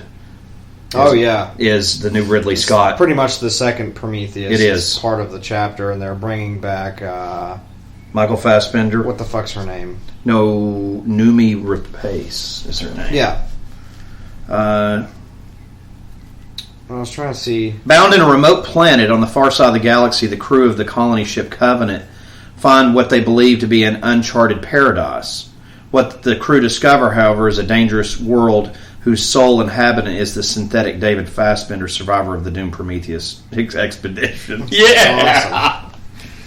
By the way, I want to just tell you guys this. For the holiday season, there's only one film, honestly, that I'm really excited about. A lot of people are excited about Star Wars, everything. I'm actually excited about Assassin's Creed. It looks awesome. I think Assassin's Creed... I was blown I'm not saying Star Wars looks bad, because we've had private discussion and it looks good. Video game adaptations. But I actually think it looks rape. It looks really good. And I think he's great. I think he's a great actor, and I really like him. There hasn't been many video game adaptation movies that have pulled it off, and this one looks like it will. And then look who the pilot of the Covenant is in that film. You're shitting me. No, he's in it. Danny McBride is the pilot. Oh no, there goes. He's probably going to get whacked and hacked in it, I bet. So it is Shane Black, because Poncho just fucking died. He gets shot in the fucking head. And there goes Arnold. And we have the most iconic thing he's ever said in his life. Get to the chopper! There's Arnold. If you guys are Arnold fans and never seen this film, then you're not an Arnold fan, because this is the Get to the Chopper movie for you guys. But, I'm trying to... This is something Shane Black had said. So I think the Predator movies have slightly veered from typical sci-fi in that there's sort of thriller aspect to them. I think it should be scary. I think it should be funny. And I think ultimately it should be wondrous and about perceiving things that human beings very seldom get a chance to see. I don't mean movie audiences. I mean characters in the movie. I'm not saying the movie will be nothing anyone's seen before. So, pretty awesome. Ridley Scott said that all aliens would be back in Covenant, including the egg, facehugger, chestburster, then the big boy. He also said that the film's characters would explore the planet where the engineers came from and come across evolving creature that they had made. While being interviewed on BBC Radio 2, Michael Fassbender revealed that the new type of alien creature will appear in the film, and they are referred to as the Neomorphs. That's the one that took over the engineer. Remember? So it's going to burst. The film was shot at the same place Thor Ragnarok. If we got any Marvel fans out there, it was shot in the same place. And in March 2016, they started filming. The film actually started. It started filming in January. So the film's done, according to this. Awesome. Yeah, Prometheus was good. Saw it in 3D IMAX opening night. It was really... Principal photography began in April 4th, 2016 in New Zealand. Filming wrapped July 19th, 2016. The goddamn thing is in the can. Oh, yeah. It's Alien Covenant. They got the poster. Why are they making me wait till goddamn August? Because it's a summer blockbuster. They'll wait. They'll give you all the waiting. I don't want to wait till fuck. There's too much. There's a lot of shit coming out next year. Doctor Strange comes out in a couple weeks. Oh, yeah, I'm going to that. That's going to be fucking awesome. I'd asked Corey to go with me, and he actually turned me down. It would be our first Marvel movie he told me to go to hell on. Yeah, I told him no, I'm going to go see a DreamWorks animated film. He's going to go see that instead of hanging out with me. I'm going to go see it with Tootle. He's wanting to go.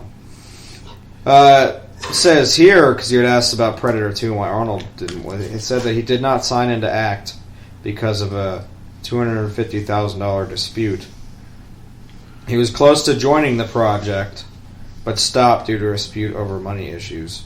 Said the sequel to the first one rebooted it. We should have had Arnold in the movie. The deal broke down over $250,000, which is a shame, but it was moved from the jungle to the city. You have the creative freshness about it. If we were going to do it with Arnold, You know, it doesn't make sense to go back to put him with a young team. So maybe 20 years later, you have retired. You're the one person who has survived one of these encounters. You know who did the special makeup effects So for Alien? I guess they didn't offer him enough money, and he was like, "Fuck you," because at the time, I mean, oh yeah, he was A actor. Yeah, he was an A. He was the action star. You know, Stallone was second. You know, Van Damme and Lundgren and you know, Bruce Willis were in there. Actually, at that time, what year are we talking? 86, right? At that time, yeah, because Willis hadn't started doing action stuff yet. He was still on moonlighting. Yeah, so you're right. It was really just him, Stallone, and Chuck Norris at that time. And Seagal and Van Damme hadn't started doing shit yet. Lundgren. Yeah, but not like that. Here's a lot of people don't know this. Lundgren was a protege of Stallone. He discovered him, and that's why he was in. That's why he was in. Right, he was in the Rocky film. But he was dating Grace Jones, and Stallone was dating what's her name, the crackhead that was with Flavor Flav. Yeah. They were fucking and were together at the time because when they did Cobra. So all you really had at the time, and I love Chuck Norris, but he wasn't the draw that Stallone and Schwarzenegger were. So to stiff Schwarzenegger on what he asked was really a stupid move on Fox, I think. Yeah, I agree with that. So let's see who we had in '87. I'll just list some films here because they're pretty awesome. This is a fun little thing. Went out in the year 1987. Action movies. We had RoboCop, so that's Peter Weller being a badass. But that wasn't really. That's more it's just sci-fi, but it's awesome. This is just action. Oh, okay, got you. You know, you had Predator come out. You had Lethal Weapon. So you know, Mel Gibson. I think those movies are overrated. They are. The first one's pretty awesome though. You had Dolph really in his first giant big thing because he did Masters of the Universe. He did the He-Man film. That thing tanked though. It didn't. It's a you know. No, I love it. Arnold also did Running Man the same. Yeah, Running Man's the shit. The Living Daylights was out. T. Dalt's first movie. Yep. Over the Top, which was Stallone's great movie. The G.I. Joe movie, which is awesome. The cartoon, the animated one. Lost Boys came out. Yep. Which is awesome. Another movie that I think is overrated. Right. I'm not a big fan of it. It is. I like it, though. I like it because of... What's his name? From Bill and Ted. It's like the whole reason I like that film. Alex Winter. Yeah. The whole reason I like that film. Superman 4. That movie's horrible. Quest for Peace. It's horrible. I love it, but it's garbage. American Ninja 2. Yeah, that's a good movie. Full Metal Jacket. That's a great movie. Fucking love it. Man on Fire. I don't know that movie. Jaws: The Revenge. It's a turd. It is. It's bad. I'll watch it, but it is a turd. Yeah. It's a guilty pleasure. Dragnet. Love it. That is my favorite movie with Dan Aykroyd. Yeah. And it's a damn good Tom Hanks film. People have never seen it when he was a comedian before he was a theory actor. Right. He was cashing checks, you know. Yeah, that's all the really good ones I see on here. But that's pretty awesome, you know. Seemed like a pretty good year, I still think, after all those titles. Who did he just pull the spine out of? Billy? I think so. This part's cool, too. All the parts where you start to see Predator do his tribal shit's pretty awesome. And then Arnold's doing his own thing. He's got his own little setup going. Or he's just making fucking bows, and this whole rest of the movie's awesome. It's just one of a kind, really. I don't know. I never in my entire life have done the go-to films from actors. Right. Like everybody's, you know, Bruce Willis. Everybody's Die Hard. I'm not. Last Boy Scout's the one I like. Yeah. I just like that's I don't the one know. I like. I've never. I'm not. I get shit for this. I've never really been a Bruce Willis fan. I'm not a go-to. No, I'm talking with action movies. Like everybody's go-to movie with certain actors is I don't usually agree with it. Right. Like Chuck Norris, I totally don't agree with people on the stuff that they like of his. Octagon's probably my favorite.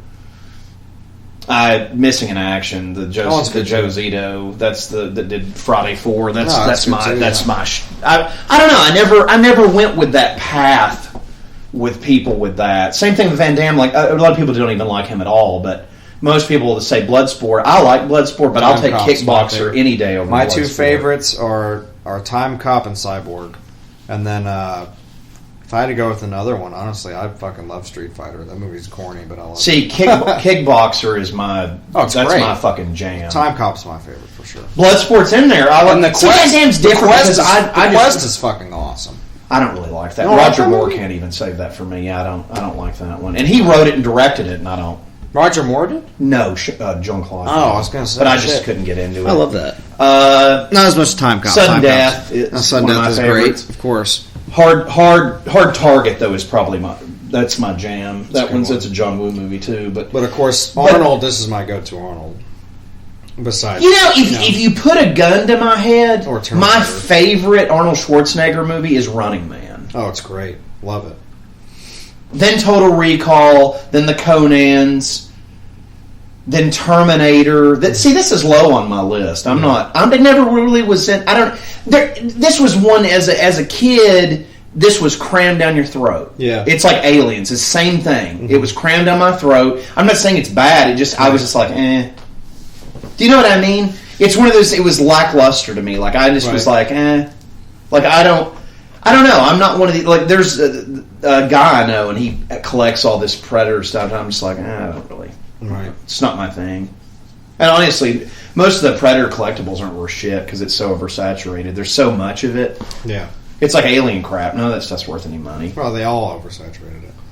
It's oversaturated now. And you could still currently. It's ridiculous. There's so much of it, you can still buy the oldest thing, and it'll still have the KB Toys label on it, and it's worth nothing. Yeah, it ain't worth shit. You can get it at a fucking yard sale for... Yeah, you're exactly right. And they're there. You wouldn't be like, whoa, I actually found this. It's like, of course I found it. There's a guy that I went to school with. I actually saw this in the theater with him, Rick, and Rick was really into this stuff, and he literally ruined it for me. Yeah. Because it was just constantly, Well, it's kind of like the thing I told somebody the other day to go along the same lines as this. It's the reason I don't like Iron Man. He's been crammed down my throat so much, like Spider-Man, that I think they're fags. I just don't like either one of them. Yeah. It's crammed down your throat so much to the point of I get suffocated. I can't breathe. Well, see, you're not like a lot of people because most people would just deal with that, and then I don't operate like that. Then they don't have their own opinion. You know what I mean? That's why I'm a unique individual. I don't do my thing, But there's other stuff, and I wanted to actually talk to everybody about this. This is exciting, and I have you to thank for this. There are certain things nowadays that I'm like, you know what? I'm taking it back. Yeah. And I did that the other night with you. Mm-hmm. We went and saw Phantasm. We did. I'm taking it back. You know why? The troll that was at the theater that we were at, I got him into it. And he's walking around like he's hot shit. It's like, motherfucker, you watch my VHS tape of this shit. Yeah. DVD, whatever it was. So blow me. I'm taking it back. It's like Clerks 2. I'm taking it back. Yep. I am. There's certain things I'm like, sorry, I'm taking it back. And there's other things I've never given up. The one thing, probably the only thing in my life, besides horror, specific horror stuff, I've never given up Vincent Price. I've never given up the Friday the 13th films. I did give up on Freddy, and it's weird. Like as I've gotten older, I just think Freddy's dumb. I just don't like his first him. two. I just don't like him.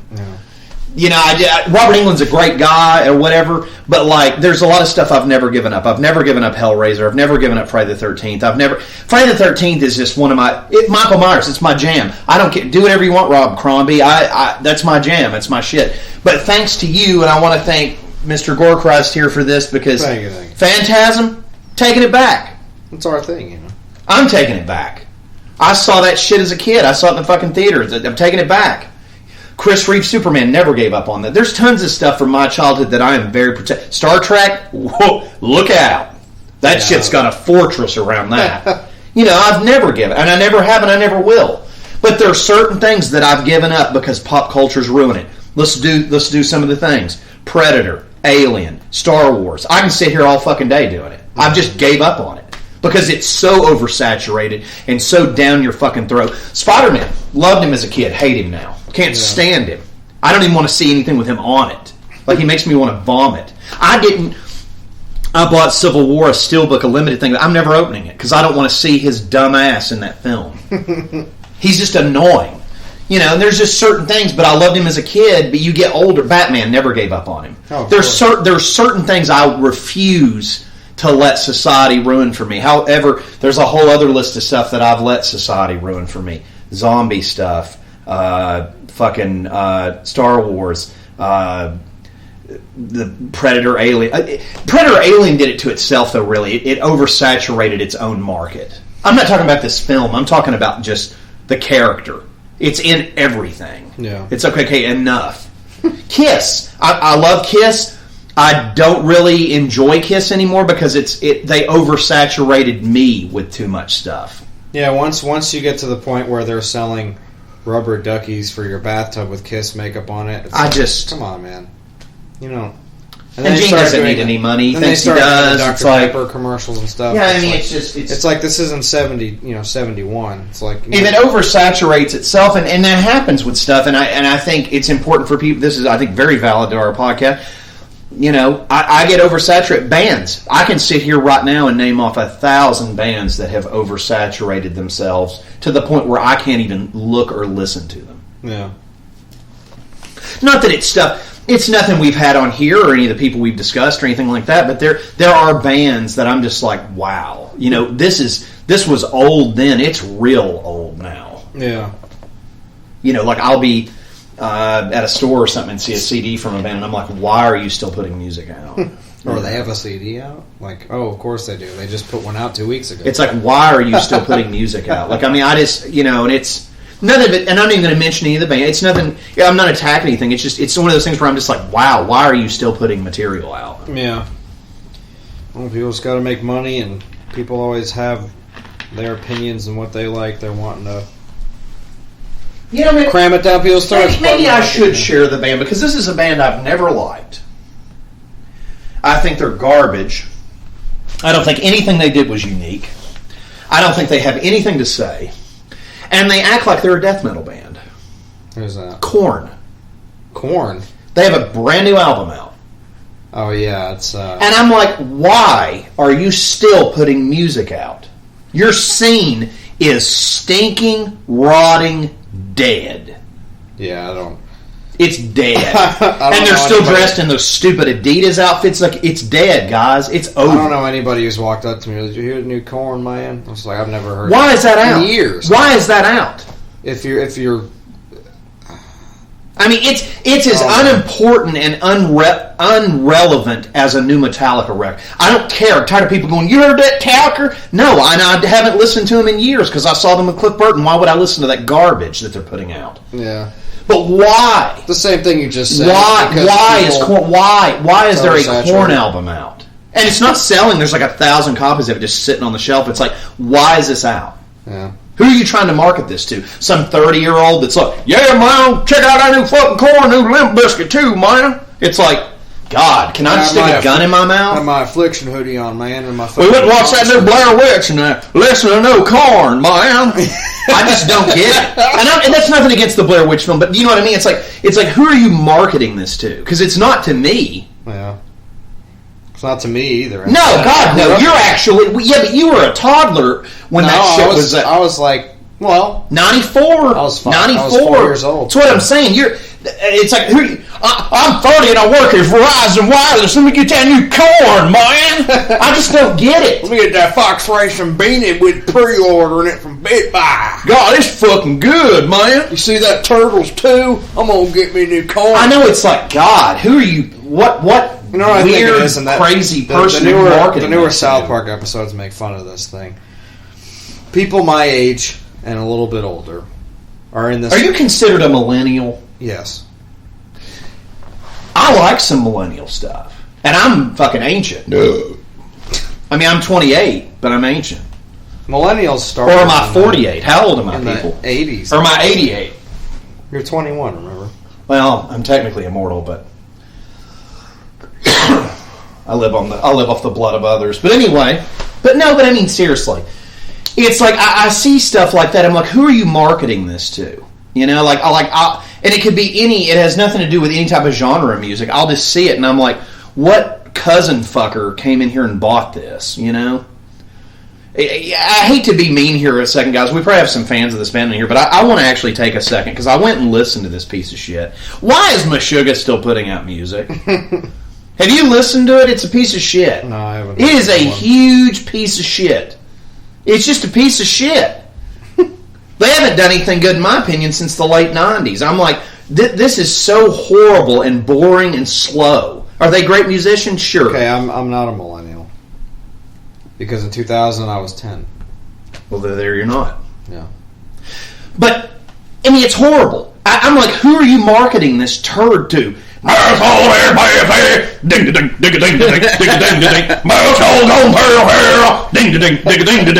like, who wants to listen to this crap?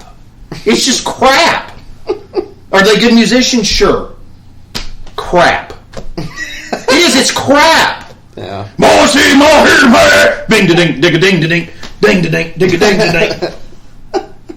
He's growling at me. It is. What are you doing, Toodle? Oh, it's the Predator's on. It's his friend. But you know what I mean? I don't get it. Do you get it, Tootie? I don't get it. Nobody gets it. I don't understand. It's the same thing. Why do they have an album out? Right. I can't find the new Asphyx album for Corey or for me. Mm-hmm. But they've got 100 Meshuggah and 100 Korn and a bunch of other crap. And here's the Predator saying hi. His little duck face. I never thought he was creepy. I always thought he was fucking cool looking. And kind of weird looking at the same time, but... Screaming Mad George. Yeah, this was interesting.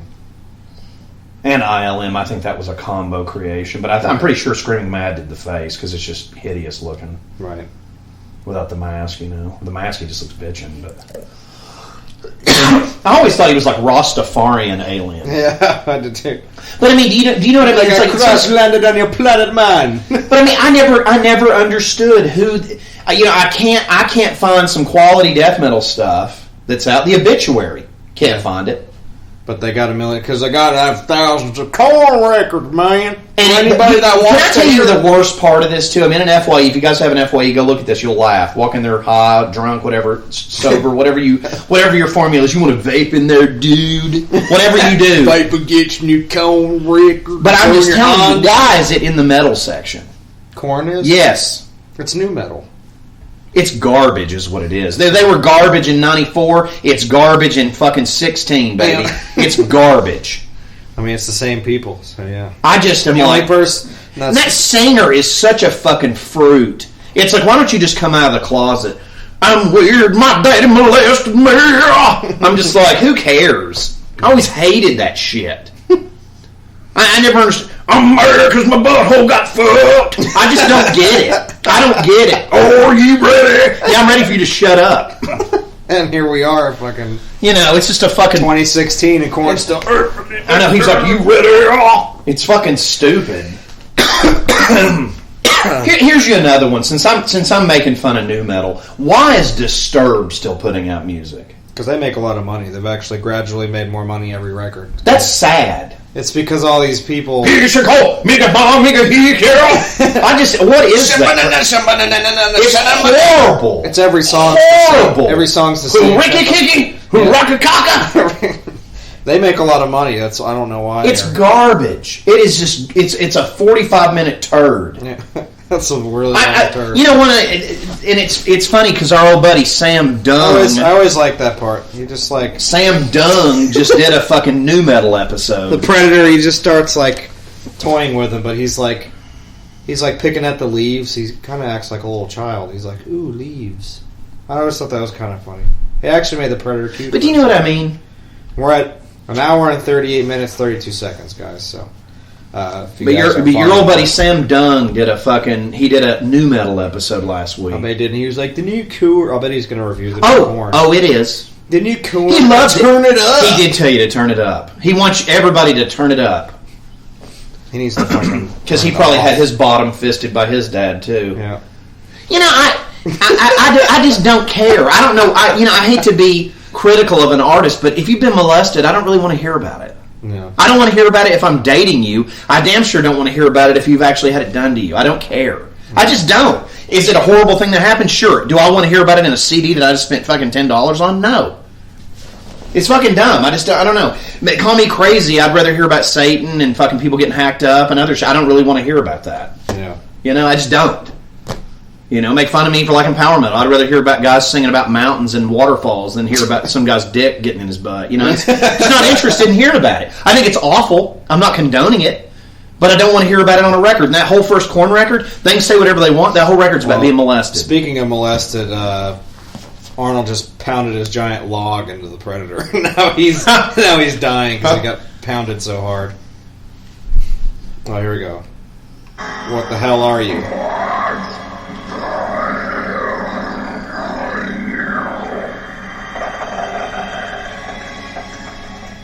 I thought it was creepy too. How he does the Billy laugh at the end that he recorded on himself, I guess. You should put that code on this digital display on your phone when it shuts off. Yeah. I used to have a clock on my Android phone, the Predator clock. Yeah. Really? Yeah. And you press it 5 times and it'll self-destruct and blow off your phone. It was cool. It's called Predator clock. If you guys have Android phone, you can look in the Google Play Store. It's on there. I wonder if I can get it. Yeah, you can probably get it. Look it up. It's free. I mean, this movie's great. It's one of those. It seems to get Rick oversaturated me with it. Yeah.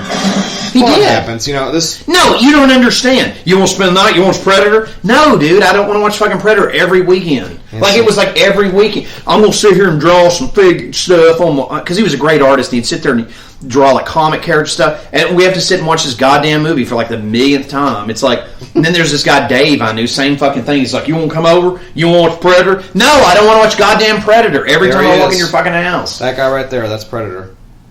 Weird. Yep. It's the man in the suit. How's that old fart still alive too? Shouldn't he be dead? Oh, Phillips. Hey, did you come out there? Did you come, Dutch? Anyway, I hate the way that guy talks. He's like that in every film. Did you come? R.G. Armstrong. Did you shoot your load? Oh, he is dead. He died in 2012. I feel bad for saying that now, but whatever. Jeez. But I mean, I meant in the film. Oh. He is that. Now, Dr. West, just want to let you know that you offended me. His son's listening to our podcast. You can go to hell. No, R.G. Armstrong is dead. Just want to let you know. But yeah, you know, I don't know. That's why I have a collection. It's a different perspective though for you because it's an age that this was crammed down my fucking throat. It was like worse than anything. That's why you have a collection. Same as Terminator. I cannot watch those fucking movies. I can't. Do I like the first one? Yes. Can I watch it? Hell fucking no. I've seen it too much. Every weekend. Hey man, it's Rick. You want to watch Terminator and Predator? No, I don't want to watch Terminator and Predator. We're going to do it back to back. I'm going to do something different this time. We'll do Predator first, then Terminator. It's one of the reasons I will say that I like Running Man because it isn't crammed down your fucking throat. Yeah, you can just watch it. That's good. Hercules in New York. Love it. That's hilarious. Oh, it is. I've got the fucking dub version too, where it's not him talking. He talks like this. Yeah. It's hilarious. Why that's not on Blu-ray is a crime, but whatever. It's a good film. It is. You get to see him wrestle a guy in a bear costume. Raw Deal's another one that I'm not real big on. Not a big Raw Deal fan. Jim Belushi ruins that movie. I'm supposed to be comedy relief. I'm not my brother. Yeah, I've never been a fan. Yeah, I'm not a fan at all. I love this at the end, how they do like the little sitcom thing. The Top Gun? Yeah, it's fucking hilarious. We'll play it because the music's great. Bill Duke, cheers, brother. Fuck you, bitch. Corey's favorite part of the film. El Padilla. Carl Weathers is the shit. Yeah, he is. And they couldn't even get Arnold to do one. Arnold does the 90210 when he fucking flies back. That's stock footage. He didn't even do a cameo shot. No. He's like, I'm not do that. Fucking what? It's good shit. But yeah, do I think Shane Black can resurrect this? Yes. Oh, yeah, he can. And Kevin Peter Hall is the Predator. He's a big motherfucker. Because that suit was like 7 feet tall. Of course, Corey was actually molested by Kevin Peter Hall at his house in New York. That's what inspired with the first Korn album on. That's what inspired the name. And then Jonathan Davis was like, "Are you ready?" That's why they called the movie The Predator. It was actually, he's a child predator. Yeah, it was actually about him. I don't know. Not this movie, but it's just like I got drugged. Rick drugged me to Predator 2. God, that movie's horrible. It's awful. The only cool part I will say... And then I don't like these Alien versus Predator movies. Everybody tries to make me watch that crap. We're in a pyramid fight. I saw both of those in theaters. It was awful. I don't know why I went back. But the second one's Was it the first one where the chick is like, he wants you to be with him? Yeah. It's like, what? You know, initially I thought it was cool while it was happening, but then... You know what those movies are? Here's you another turd. Freddy versus Jason. Turd. Great to watch in theaters, though. That was really fun to watch in theaters. See, I couldn't do that film. But walking out of it, after it's a good theater movie. There was whenever I went opening night, and it was, half of the theater was for Jason, half was for Freddy, and it was very loud. It was like a goddamn sports movie, like a sports event, sporting event, whatever. See, to me, there's no contest on that. They should never even meet. They wanted to keep doing. They did that in those stupid comic books, Leatherface versus fucking, Ash Herbert versus West. It's yeah. fucking stupid. It's like I don't want to read this. But the and Ash, Ash is awesome. It's like, but I don't want to see him fight those guys. But I like him. The film was actually terrible because it's it made Jason into some fat retarded kid, and then he ends up, I don't know. It's horrible. It was New I watched it the other night. It was on. It's horrible. It's a horrible film. It was New Line's way of fucking him up because they, made so much money. Jason Goes to Hell. Horrible film. Oh, God. Horrible film. Horrible. I don't want to watch other people kill people in the name of Jason. It's like... It's just, that whole thing, I didn't even understand that. It's like, let's do something supernatural with him. It's like... And then his sister kills him and all this shit. It's it's horrible. Horrible. But yeah, I guess I'm never prepared. I just need it. I need an actual soundboard rig here. We'll get you one. But I don't. But, one day. Tootie's hit the lottery, we'll get it. Yeah, whenever Tuna's ready, we'll. But I think, the film's over, the credits are rolled, so... So, final thoughts on the film, overall, the print and everything like that we just watched. I really enjoy. I think the print on this version, like I said earlier, or the doctor pointed it out. There's another version of this that came out before this 20th anniversary, the Ultimate Hunter edition, that looks like shit. It's like a straight port with a Blu-ray casing, and it's a DVD port to rush it to Blu-ray for people that were getting a player in 06. Yeah, so maybe it's probably 5.1, and they're like the sound. The sound, because you can tell it's on the back. They'll talk about the sound quality more. The print looks like hot butt. I mean, it's. Yeah, it looks like. I never bought it. A friend of mine did, and I was like, "This looks terrible." I've seen it before. It looks pretty bad, but it looked really good. The only scene that looked kind of weird and definitely aged was the part where Arnold jumps into the waterfall whenever he's going off and doing his thing. Whenever he's the lone wolf. But that was it, though. That was the only scene I noticed. But I think with the way they shot that anyway, I think that was just a crazy scene with how it was edited and all that. I don't think I've ever seen one of John McTiernan films look good on Blu-ray. Like Die Hard looks horrible. Right. Never liked it. It just doesn't look good. Right. I don't know. But this print looks really good. Yeah, it does. It's the Ultimate Hunter edition. Of course, what more can I say about the film itself? I mean, it's a timeless movie. It's very great. There's a lot of fucking blood and guts for the horror and gore fans.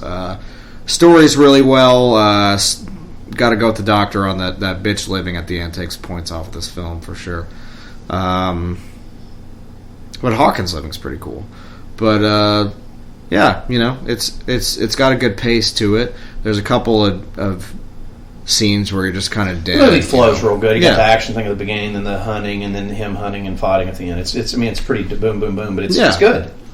And when the people get picked off, I mean, it happens just like a slasher. It's like one after the other. You want to hear something really weird? This relays into this. This is be my little final piece for this. A lot of people probably don't know this. This is something that I followed heavily because I'm a huge Planet of the Apes fan. Right.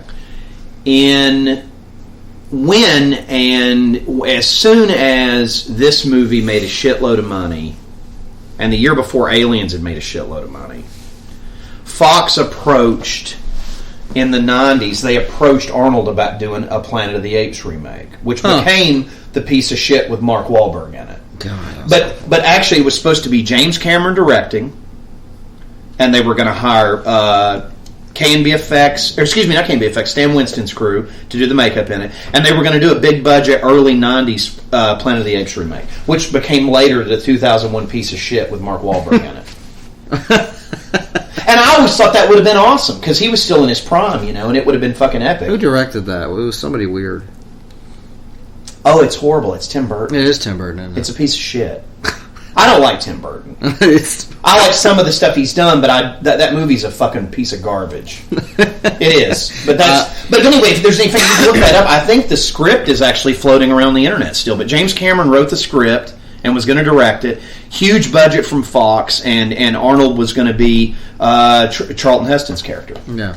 Except, so they were going to remake the whole damn thing, and it would have been huge, and they fucking ruined it and had Tim Burton turn into a gothic turd with Mark Wahlberg, which I don't like. Mark Wahlberg. Mark Wahlberg's done one good movie, and you know what it was? Boogie Nights, and that's it. Yeah, I don't like him in anything else. Hey, he's Dirk Diggler. That's it. That's it. That's it. Everything else is like, I'm from Boston. Yeah, it's fucking annoying. I'm from Boston. It's like blow me Tom Brady. My brothers and my fucking Wahlburgers. Yeah, I can't deal with it. It's like, I don't know. But he's typecasted as Mark Wahlberg from Boston in every movie now. Yeah, and that's it. It is. He was Dirk Diggler, so to me, every movie I saw after Boogie Nights, he was Dirk Diggler to me. I was like, he's got a huge penis. Whatever. Right. And then, I don't know what movie he did that turned him into Tom Brady, but then all of a sudden he's just like, Boston. Yeah, it's just annoying. University of UMass. I don't know where that all came from, or what started where he has to be himself in every film, but because, and I'm not a huge Johnny Depp guy, but at least Johnny Depp, he's one of the few people that can play a character, and I'll know him for that character. He's not like, I guess because he's from Kentucky, nobody wants to be from there. Is he? Yeah, he's from Kentucky. No shit. So, he's not going to be like, he's like, well, I got to get in the right voice here. I'm Johnny Depp from Kentucky. He's different. He's known for being characters. Like, I get, he gets killed off in Freddy. That was just kind of him. That to me is Johnny Depp dying in that movie, because I don't remember that character. I just remember him in the blood and all that shit. But I remember him being, I see him as Jack Sparrow or Edward Scissorhands or even Hunter S. Thompson. I don't see Johnny Depp playing him. I see the character, which is rare. Right, because it's rare. He's a good actor. What's the same? You could even he's not typecasted because I think he is a character himself, like as an actor. Right, he's a character, so you can't. He gets into his character. He does his whole Mark thing. Wahlberg is never. He can't branch out. He's just Mark. No, he's just Dirk Diggler. He was great, and he was young. In the Funky Bunch and everything he's in, and it's even in Rockstar. It's like he's like, I'm from fucking Boston. That's a good movie. I do like that one too, because that one's based on fucking Tim Ripper Owens. Yeah, it's based on Priest. Yeah, it's awesome. All that is another. So you're right. There's another. I knew there was something else that he had done. That's a great film. Yeah, that's about it. But I mean, the y'all look up the Schwarzenegger Planet of the Apes thing. It never happened. That's crazy. Had a huge budget. We'll wrap this up. I know you guys want to hear the interview. It was really fucking awesome. We had a great time on this one. It was Martin's a pretty stand-up guy, and he's hell of a fucking front man and an artist. And had a real good time doing this. And like I said, Incoming Death is out now. As you guys get well informed before you hear this. And we will bring you now the interview with Martin Van Drunen of Asphyx. And thank you guys for listening, and stay fucking gory.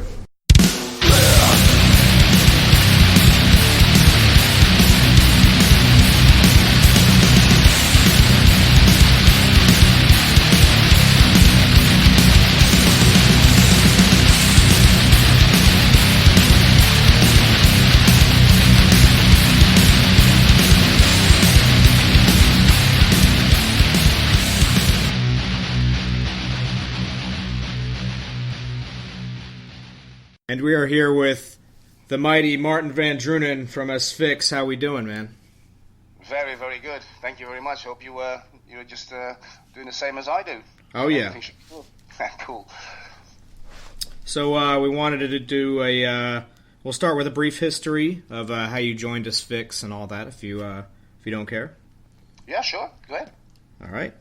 So tell us a little bit about how all that started for you. it's quite a long story, like digging in the past. But the thing is, of course, that I left Pestilence, which was my first band. Oh yeah. And I was already like for a long time in contact with Bob of Asphyx, and because we were tape traders, back in the days. Right. And, when he found out that I was out of Pestilence, the first thing he did was like calling me and asked me if I would join Asphyx. And so I went into the rehearsal room with them, and the first thing that I noticed was they were playing incredibly loud, and I was like, okay, this is the way I like it, Right. So that's a bit, a very brief story of it. Awesome. And then comes to The Rack would be the first full length you did with them, correct? Yeah, true. That was the first. Because the thing was,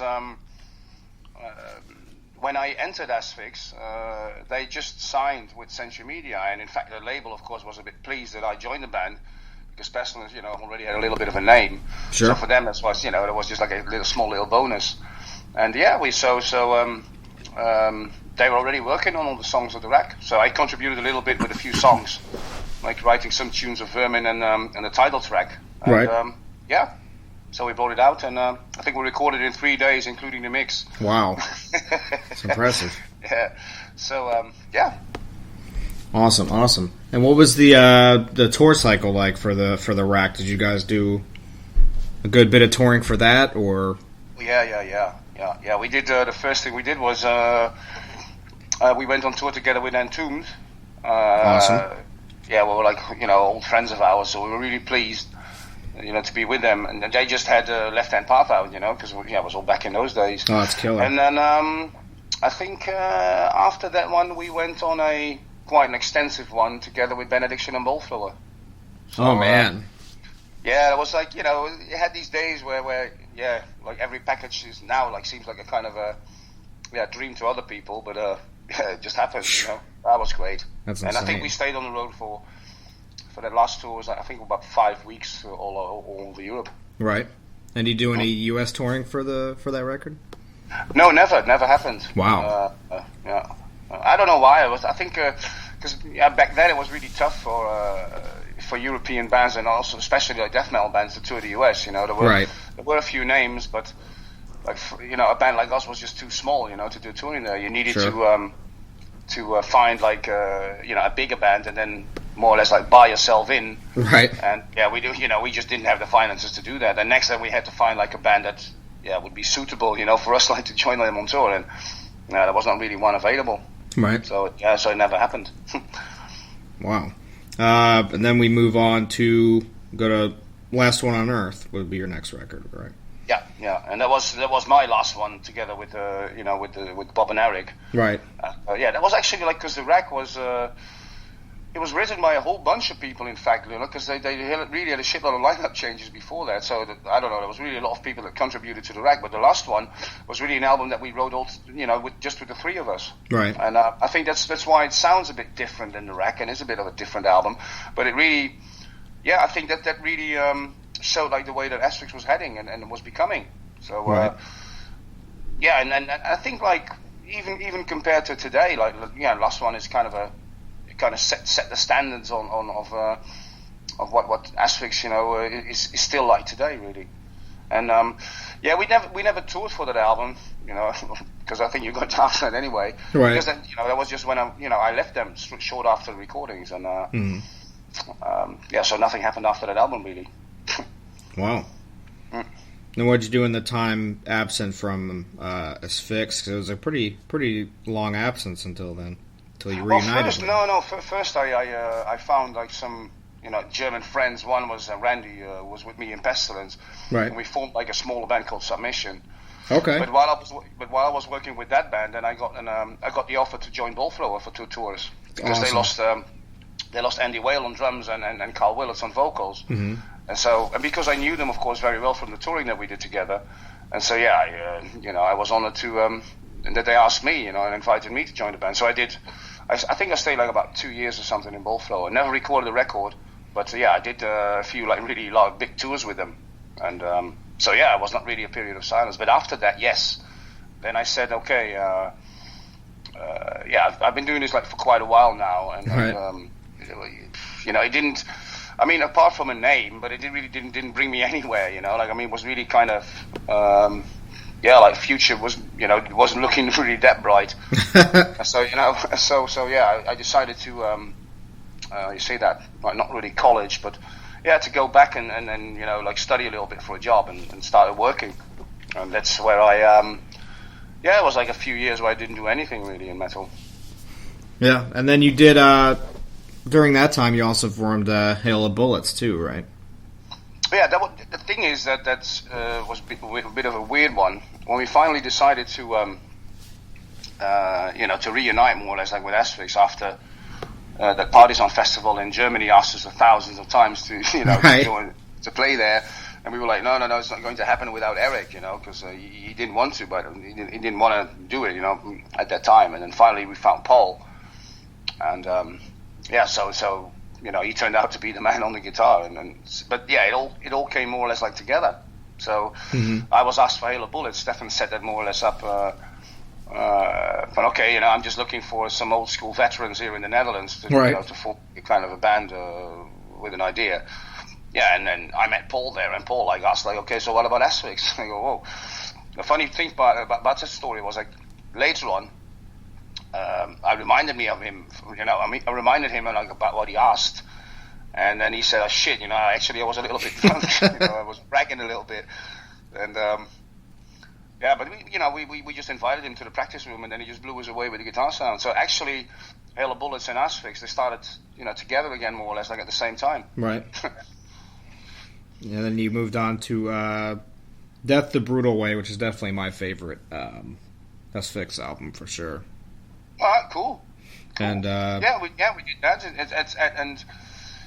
we never planned really on doing an album. It was just more or less okay, we're going to do that show, and then after we played that festival, it was just like a roller coaster, you know, like set in motion. It just didn't stop. You know, we got offers from everywhere, all over the world, and then all of a sudden we were like in a practice room, and Paul came with a bunch of riffs. We're like, hey, you know, we're getting somewhere when it comes to an album. How about it? And so we started working, and that was Death the Brutal Way. Awesome. What was that like working with Dan Swano? Oh, fantastic!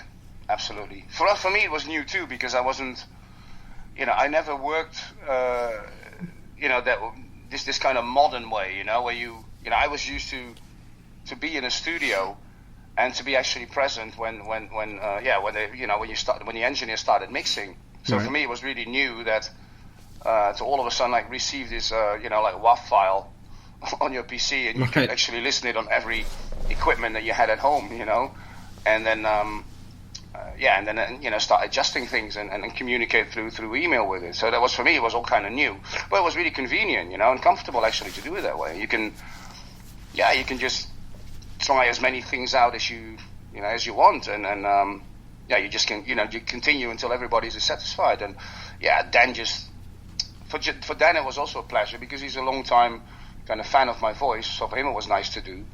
And right. That's exactly knew, you know, what we wanted and how we should sound like. And from that moment on, we stick with him, you know. there's absolutely no other alternative for us more. Oh yeah. Do you guys do a lot of touring for Death the Brutal Way? Not really touring, because the thing is a little bit that the boys have you know, very different kind of jobs. You know, like for example, Paul is you know, he's standing in front of class, you know, of like 7-8-year-old kids as a teacher. Oh wow! It's really cool. And you know, the other guys have like different jobs as well, completely. So for them, it's really hard to plan a kind of tour when it comes to the holidays. You know, Paul can just say like, okay, you know, now I'm going on to Goodbye Kids. You know, there's, you know, teacher needs to stand in front of class, of course.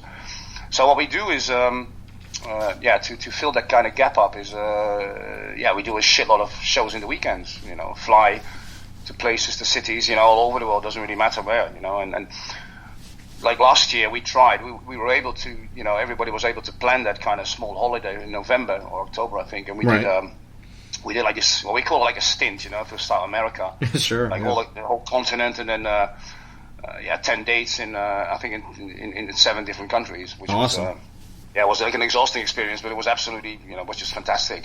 And we do that this year with the States too, like just the West Coast. But you got some US dates coming out. Excited about that. Yeah, we too, because it's actually like, it's not really a tour. It's just I think about a bit longer than a week. Right. But it's our first time that we kind of hit the road on the United States. Like apart from just the shows that we did on the Maryland. Mm-hmm. So yeah, we're really excited about that. But that's just the way that we, how we do things. And cool thing about it is that if you just compare it, like a tour normally is like, if you do a long tour, it's 20 to 30 dates. Sure. And what we cover in a year with all the shows that we do is about like 30 or 40 dates. And it's, right. It's all about that people, are still able to see us live. And that's what it's all about, really. Oh, yeah. We just approach it differently than travel like, from city to city in a nightliner. We just don't do that. We're not able to, as I just explained. Right. So. Yeah, you guys definitely been to check out live. Saw you a couple years ago. Definitely blew me the fuck away. It's loud as fuck. It's just heavy shit. Really good time, man. That's what we are all about.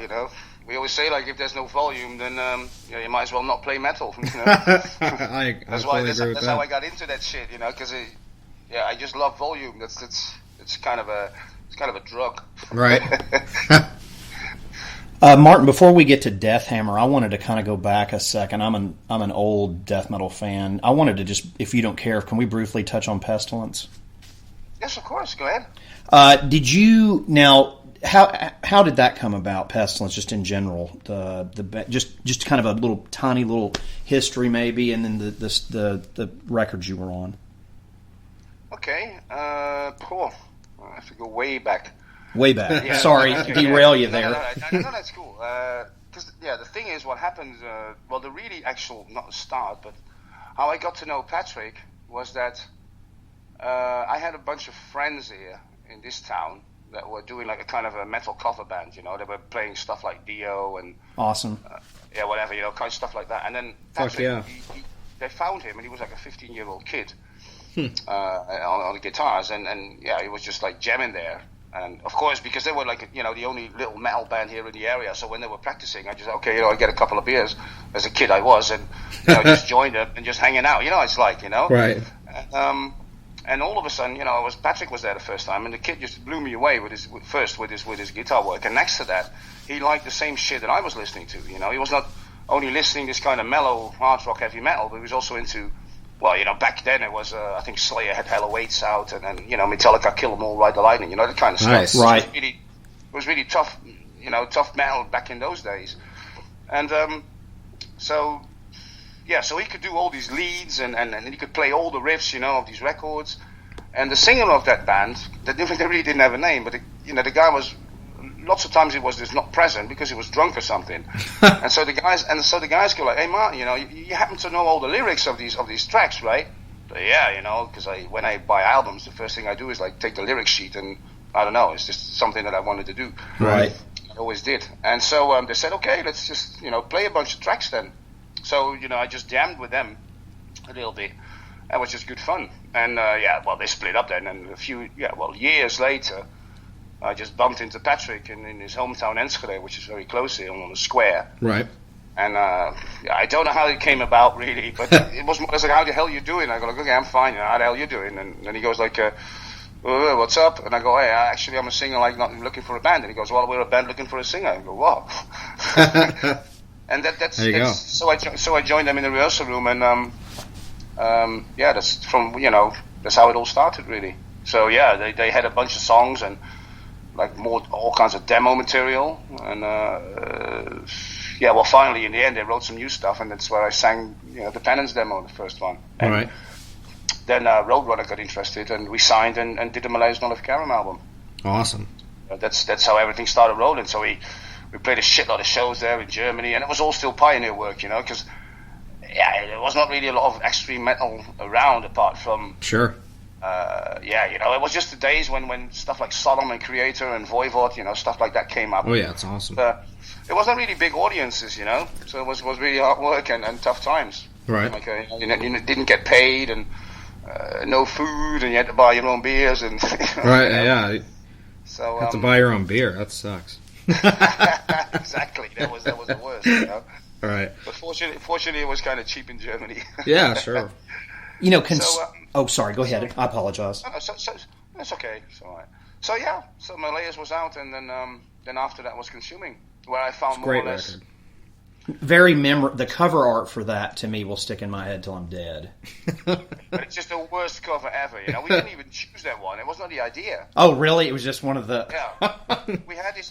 I still, you know, it's people hardly know this, but I still have that tour shirt, which doesn't fit me anyway. Wow, that's awesome. But it was actually a drawing of like a bunch of naked cannibals like consuming each other. That's awesome. But Roadrunner decided back then, oh no, we can't put this on the market. It's just too shocking. We go like, what? And they never asked. Then all of a sudden, the album was out and with this fucking face with the ends. And we go like, what the fuck is this? That's weird. That's crazy. I never knew that. You know.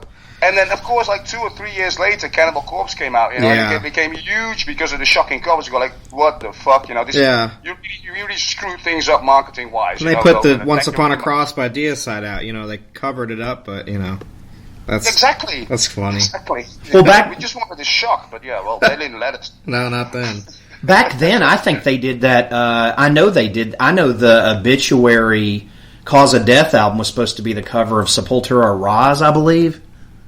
Oh, I have no idea. Yeah, I'm pretty sure that's what it was. Like, they were bad about it, because I've actually talked to some people about that before, and it's like Roadrunner was notorious for switching, like, album art on people, like, at the last minute, so...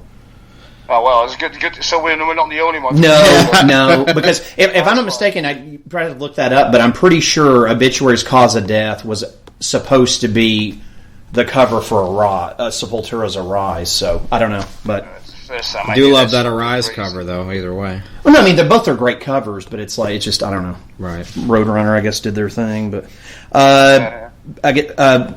Wanted to touch on this, too, briefly, if it's cool. Wanted to talk to you about Grand Supreme Blood Court. Yeah. Go ahead. Yeah, it's... man, that's... I think that one kind of slipped through the cracks for some people. I really like that record. I actually found that and bought it and actually... Yeah, it's really good stuff. It is. It's good. Cheers. Pleased to hear that. Yeah, it's... How did that band come about for you? Well, it was just something that we wanted to do. Well, the thing was a little bit that all of a sudden Eric, he wanted to play metal again. You know, he had this kind of... I'm not going to call it a crisis because it's a big word, you know. But he had... Right. He was in some kind of phase in his life where he had no inspiration and just really didn't want to, you know, play metal anymore. And that's also the reason... That happens, you know. Why he could not play together with Asphyx, and you know, we found Paul to you know, as Eric's as a replacement. Right. But then after, I have no idea, was it some after Death Hammer or before? I'm not really sure. It's the same year. Same year.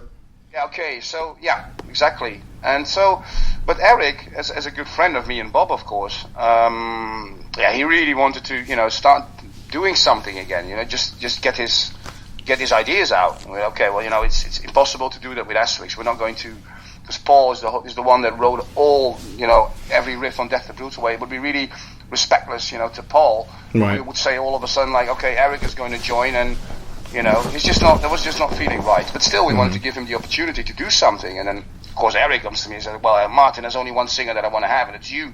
Right. I said, okay, you know, just you know, we take it a little bit easy, and we just meet a little bit in the practice room, and we'll see what you know, what's happening.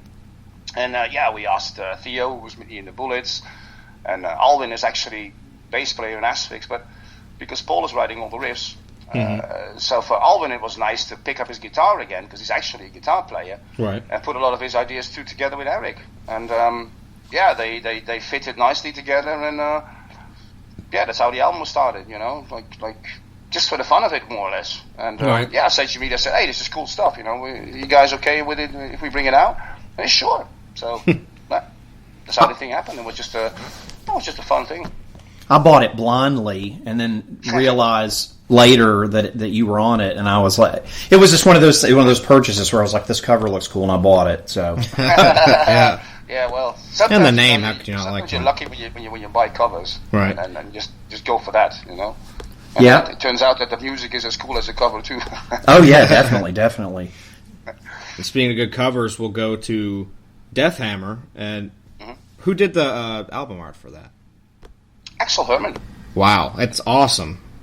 Yeah, he's absolutely. It's one of my favorite covers. I think there's so much. I don't know. It looks medieval, but it just looks nasty, and it looks, it's definitely a death metal cover there. I really like that. Yeah, it's sick. And we'll talk about, It's just one of this. I think it's one of Axl's best works, And the cool thing is because with Asphyx, we're like really a band with a certain tradition, and loyal also, not only loyal to the fans, but also loyal to the people that we always worked with. Right. So Axl's actually the same artist that did the covers for The Wreck and did the cover for Last One on Earth and Crush the Cenotaph right. So I think he was not available at the time of Death the Brutal Way, so that was a little bit of a kind of a digital cover. But in the end, we were not that happy. We're like, it just doesn't really fit Asphyx. So we said, okay, let's see if we can get Axl back on Deathhammer. And I quickly explained him the idea what I had, and he came with this fantastic drawing, with his book, and it's awesome. This spewing out like souls and gore. Yeah, it's crazy. Yeah, it's a fantastic cover. Yeah, I agree with you on that. Did you guys do a lot of touring for Deathhammer? As I said, not touring, but really a shitload of shows. Yeah, right. And the weird part is that even this year, we still. I mean, it's 4 years ago since we did Deathhammer. We still had a shitload of shows going. Right. Even before the new album was just the offers just kept on coming. It never stopped. So yeah, we really played all over the world. Really. Even Russia we did. It was amazing. Yeah. Now you write the lyrics. Mm-hmm. And what's your inspiration for that? You're really into war and all that kind of stuff, which I think fascinates me too. I was a huge history buff when I was a kid. I always watched, all that kind of shit. So just the lyrical content alone interested me when I first got into Asphyx. So, what is your influence on that, or is it just your fascination and stuff? Yeah, it's a lot. It's not just war that interests me. It's basically really a lot of history. Right. But not just history. I also read a shitload of books. It's my next. It's my other passion.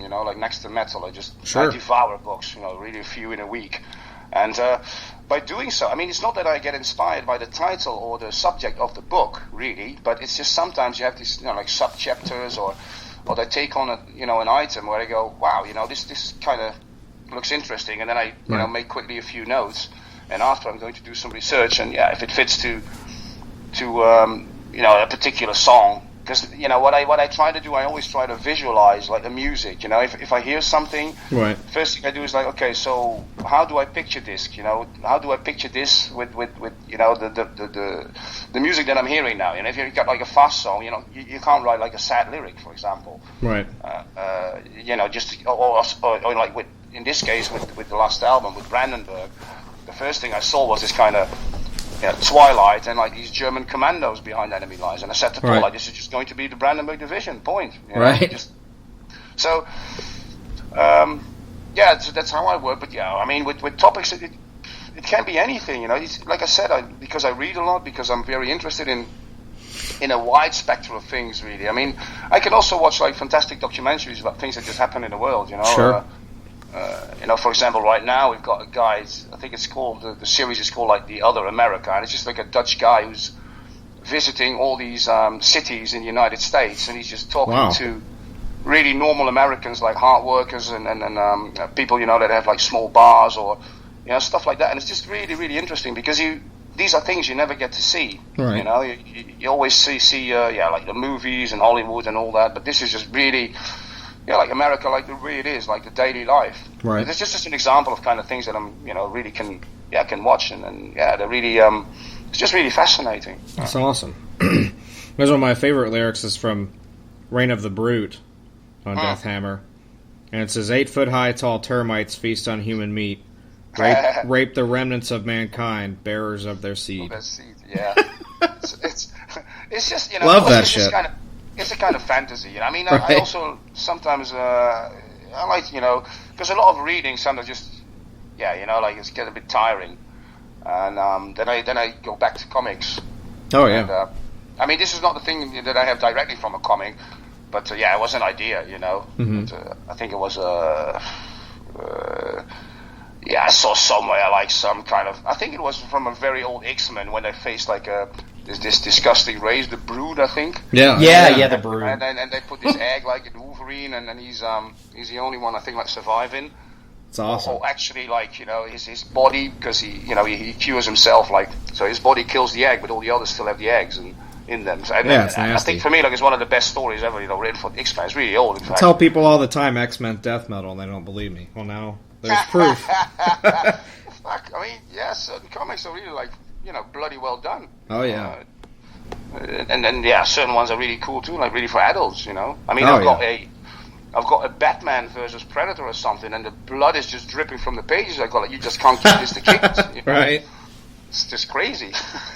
That's good shit. But yeah, I think that. So yeah, so you see this kind of it's just an idea that I had. Like, okay, so yeah, the climate is changing, ice is melting, whatever happens. Like it's a kind of a mutation going on Earth, and we're all like complete submission to these large termites. Right.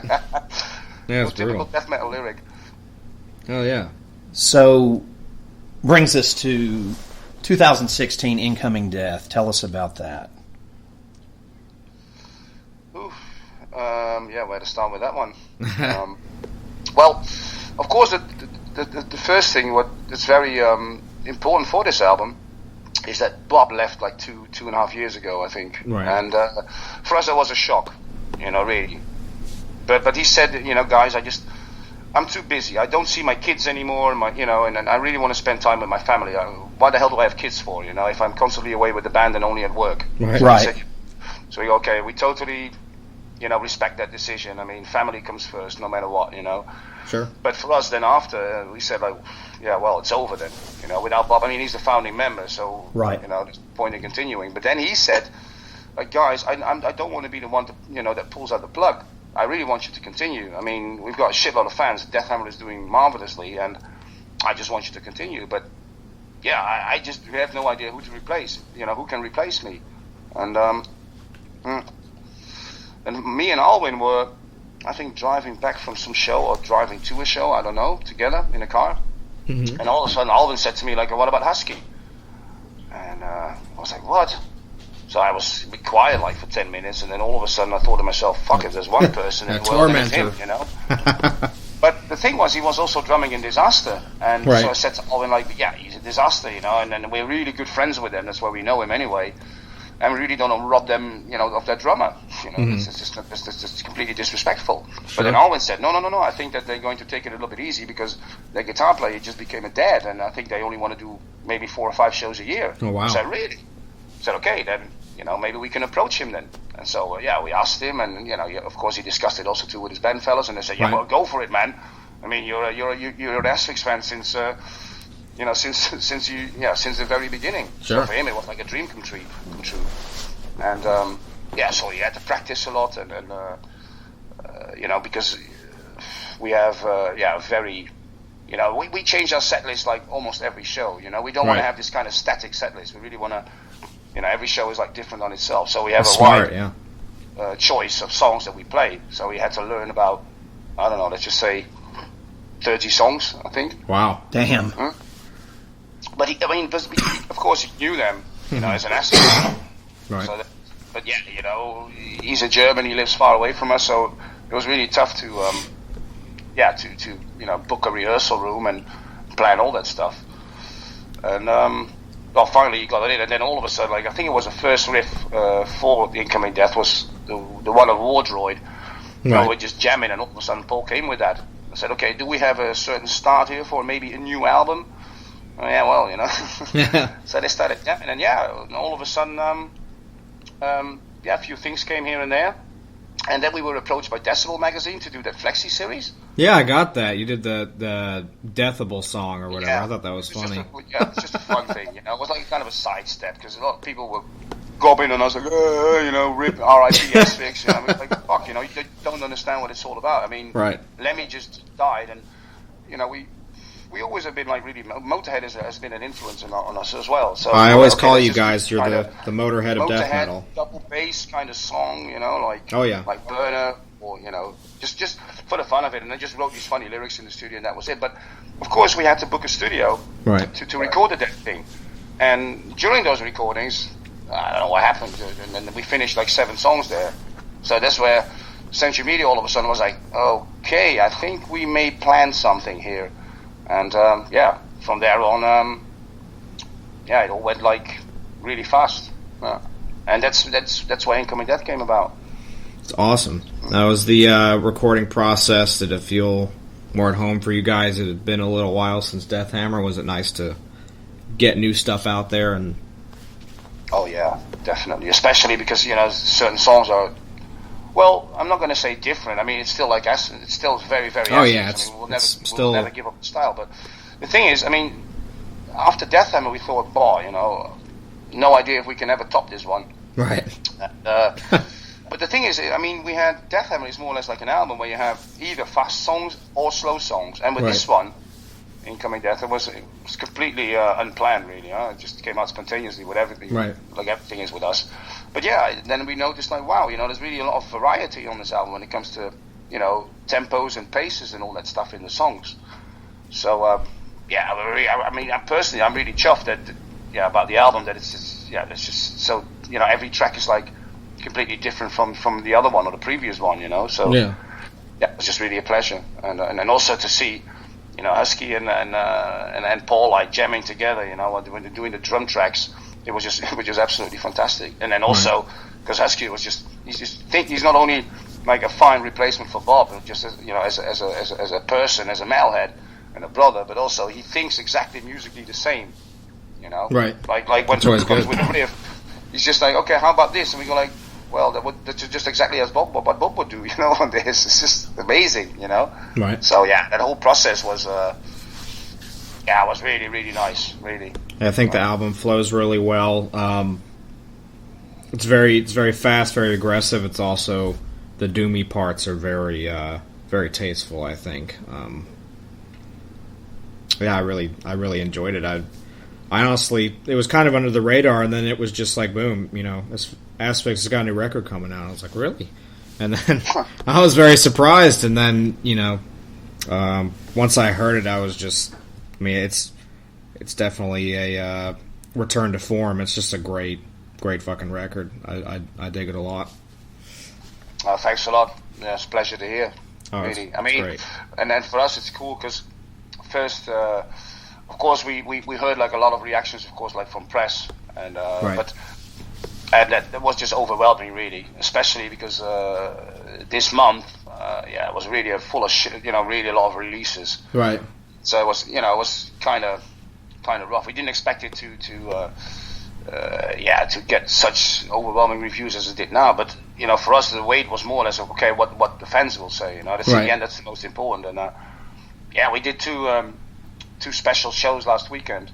Right. One in Germany and one in the Netherlands. Wow. It's awesome. And that's where I think we played 10 songs of the new album. Just for the fun of it. We called it like a release show, so you can actually do that. And the crowd was just incredible. Afterwards, you can speak a little bit with the people. Right. And those reactions were overwhelming, and that's just the best compliment we can get. Nice. How many songs did you play off Incoming Death on those 2 shows? 10. Wow. We played all of them except for Wildland Fire. Okay. And then, of course, like mixed with like other classics. Do Scorbutics and Death Hammer. Those were in there, but for the Germans, because they've seen us like really a lot of times, so we said, okay, expect something completely different. We're going to do songs we just never ever play live anymore, because it's just no time. We got such a wide repertoire, Sure. So, and we have to normally, if we play shows, you have to give them the classics, Oh yeah. And, if you go, Lemmy, rest in peace. But I mean, if you go to a Motorhead show, even though you're bored to death by the song, but you want to hear Ace of Spades, no matter of course, what. Yeah. You just want to hear. It'd be that. weird the not same to hear as it. like people just want to hear the rack, right? And, even if it's 10 minutes, right?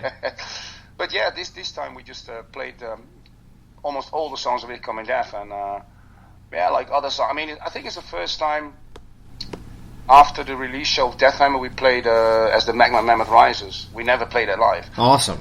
And the Germans were completely berserk, when they heard that one. But yeah, because we never do it live, and for us it was a pleasure to do, Did you guys play that in Maryland a couple of years ago? No, we never do. Okay. Because thing is, with shows like Maryland, the festival shows, so we can only play like about an hour. Right. And for us, for Asphyx, that's really short.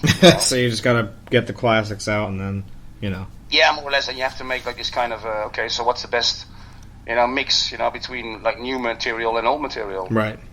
And like Maryland, I don't know. But if we play America, there's just no point in performing and not play like a song like The Rack or right. Not play called something like Bismarck or something, or Death the Brutal, whatever. You just have these are just songs that you have to play, or else like the fans will go like, what, what the fuck?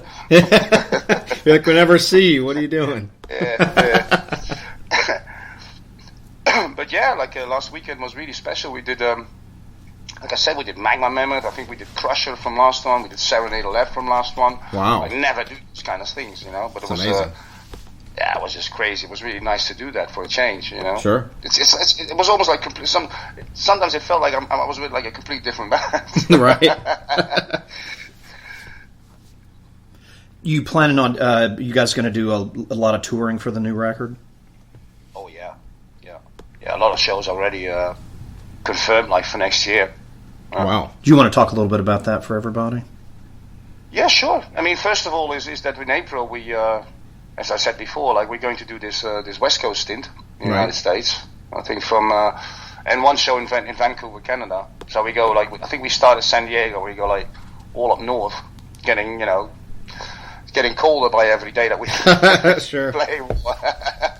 So yeah, we do that. I think about a show, maybe 6 or 7 shows, and yeah, there's really a lot, for Europe. Let me think.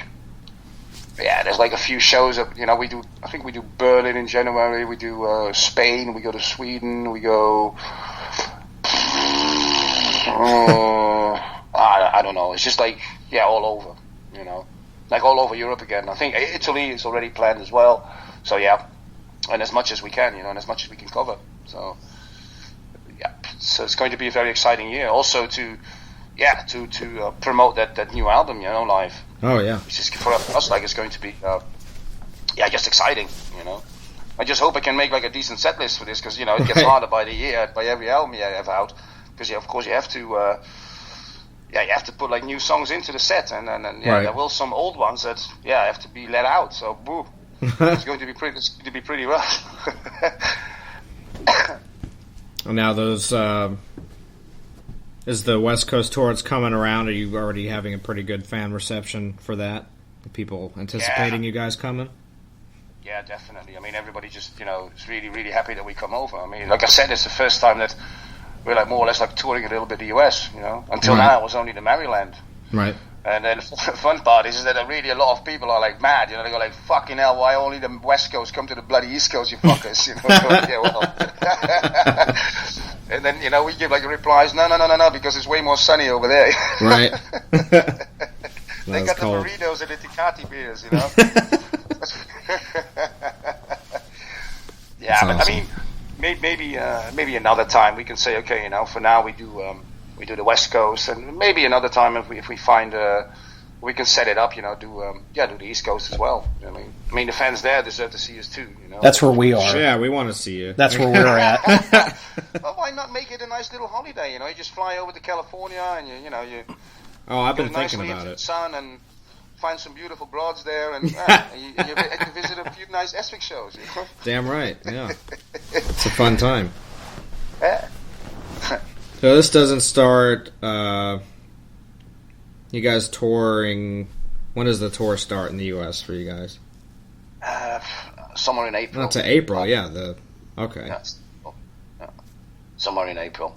Not sure exactly when, but. It says April 25th, I believe. We'll start in San Diego. Yeah, probably. Okay. Wow. Yeah. Well, that's a long time away. Maybe we will plan a vacation up there. No, why not, man? San Diego is like. I had an ex-girlfriend of mine. She was like more or less like living between LA and San Diego. Right. I really liked it there, So really, first of all, I've got bloody beautiful beaches, but it's just also like the people that are there and I really had a good time. So wow, yeah, that's for awesome. a holiday, I can imagine, like people who are living in New York just to escape New York like for a week or 2 weeks. Yeah. You just take your flight and you're there, in the sun, and still your own country. Like if we do the same in Europe, fly for like 5 or 6 hours, damn, I'll be somewhere in Africa already. Right. We really have like a shitty little continent. Right. I was surprised when we flew to Moscow. I thought, Jesus Christ, it's going to be like an immense long flight, and then like 3 hours later we were landing. We're like, what? It's just crazy. Oh, that's awesome. And then, let's see, in February you're going to be in the UK, right?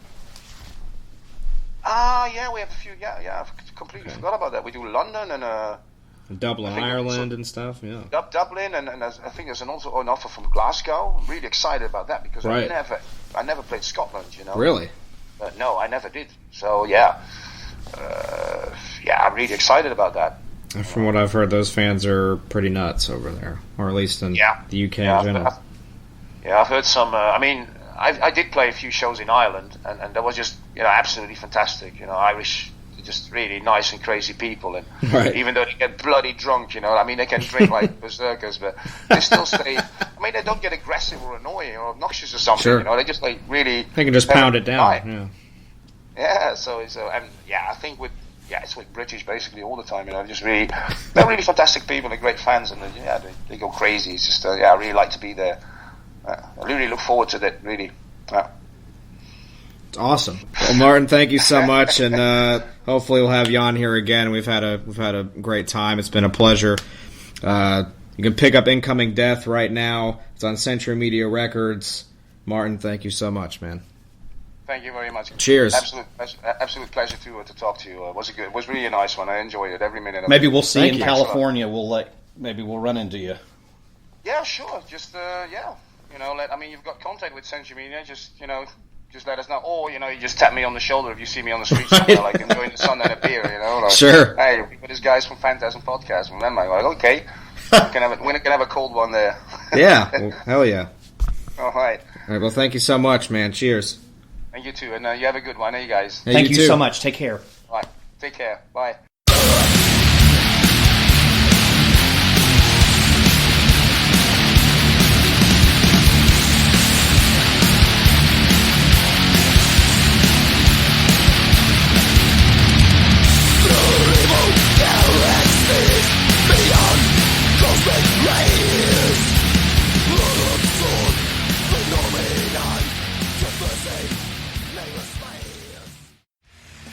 Coming soon from Phantasm.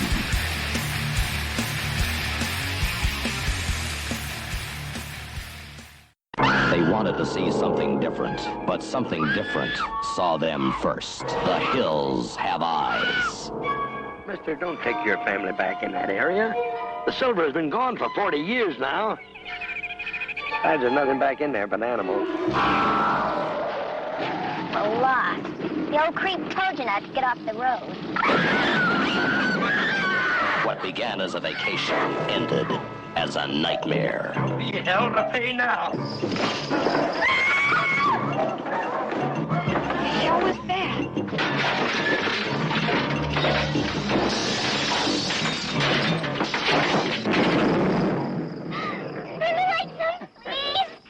She thought she knew what the world was all about, but nothing prepared her for this. The hills have eyes. Oh, you going with my baby? Get out of the way, Dick. A mother fighting for her child loses it in the worst possible way. I hit him with a tire iron and I split his face wide open. That was a bad mistake. I come back for you later, girlie. Why are you doing this? The story of an American family who lost everything except the will to survive. Murdered, raped, burned, but not beaten.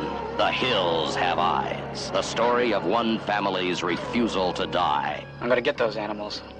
The The hills have eyes. A night of terror. A day of vengeance where no one was spared. No one. Kill the babe! Kill me! They fought back. Anything was a weapon. The family dog to the family car. It's working!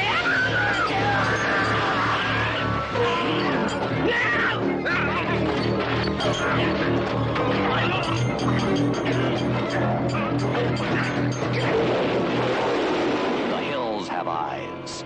The most shocking, terrifying film you will ever see by Wes Craven, writer and director of The Last House on the Left.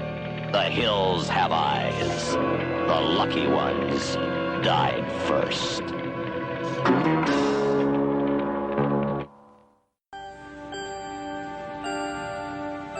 Beneath the city of New York are living catacombs, an endless maze of subterranean tunnels, unfit for anything human, unauthorized for anything experimental, Hold it! There's something moving up ahead in the tunnel! and unlikely to bring anyone down there. So, they're coming up. Chud.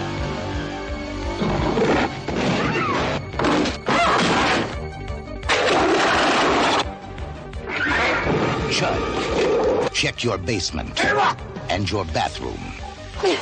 Keep off the street and try to hide. But remember, the dark is their place. The night is their time. And tomorrow, the only things living in the city of New York will be Chud. Chud. Cannibalistic, humanoid, underground dwellers. Ah, hello, fellow food lovers. I'm Phil Mignon, world-famous gourmet. In my travels, I've sampled some of the most exquisite foods the world has to offer. And that's why they've asked me to tell you all about a charming new eatery located right downtown.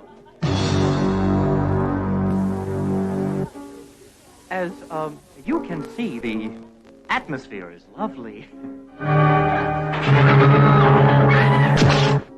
But, of course, the finest attribute of this quaint cafe is the marvelous cuisine. By the way, what is the special ingredient in the Tuesday surprise? Well, if I told you that, it wouldn't be a surprise anymore, would it? They're, mouth-watering specialties. Will have you, as they say, licking your lips. Only the freshest natural ingredients are selected. The first ingredients we need are 2 stomachs from a couple of tramps. For use in their carefully guarded recipes. I'd give my right arm for that secret recipe. Yes, the chef puts a bit of himself into every succulent dish. Oh, and he's always pleased to serve you to your friends.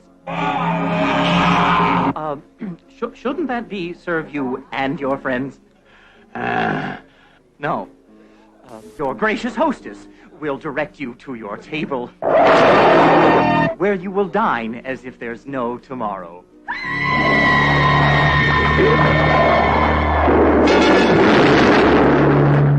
So, breeze on down and don't let anything stand in your way. This Epicurean haven is called Blood Diner. You got that right, homo.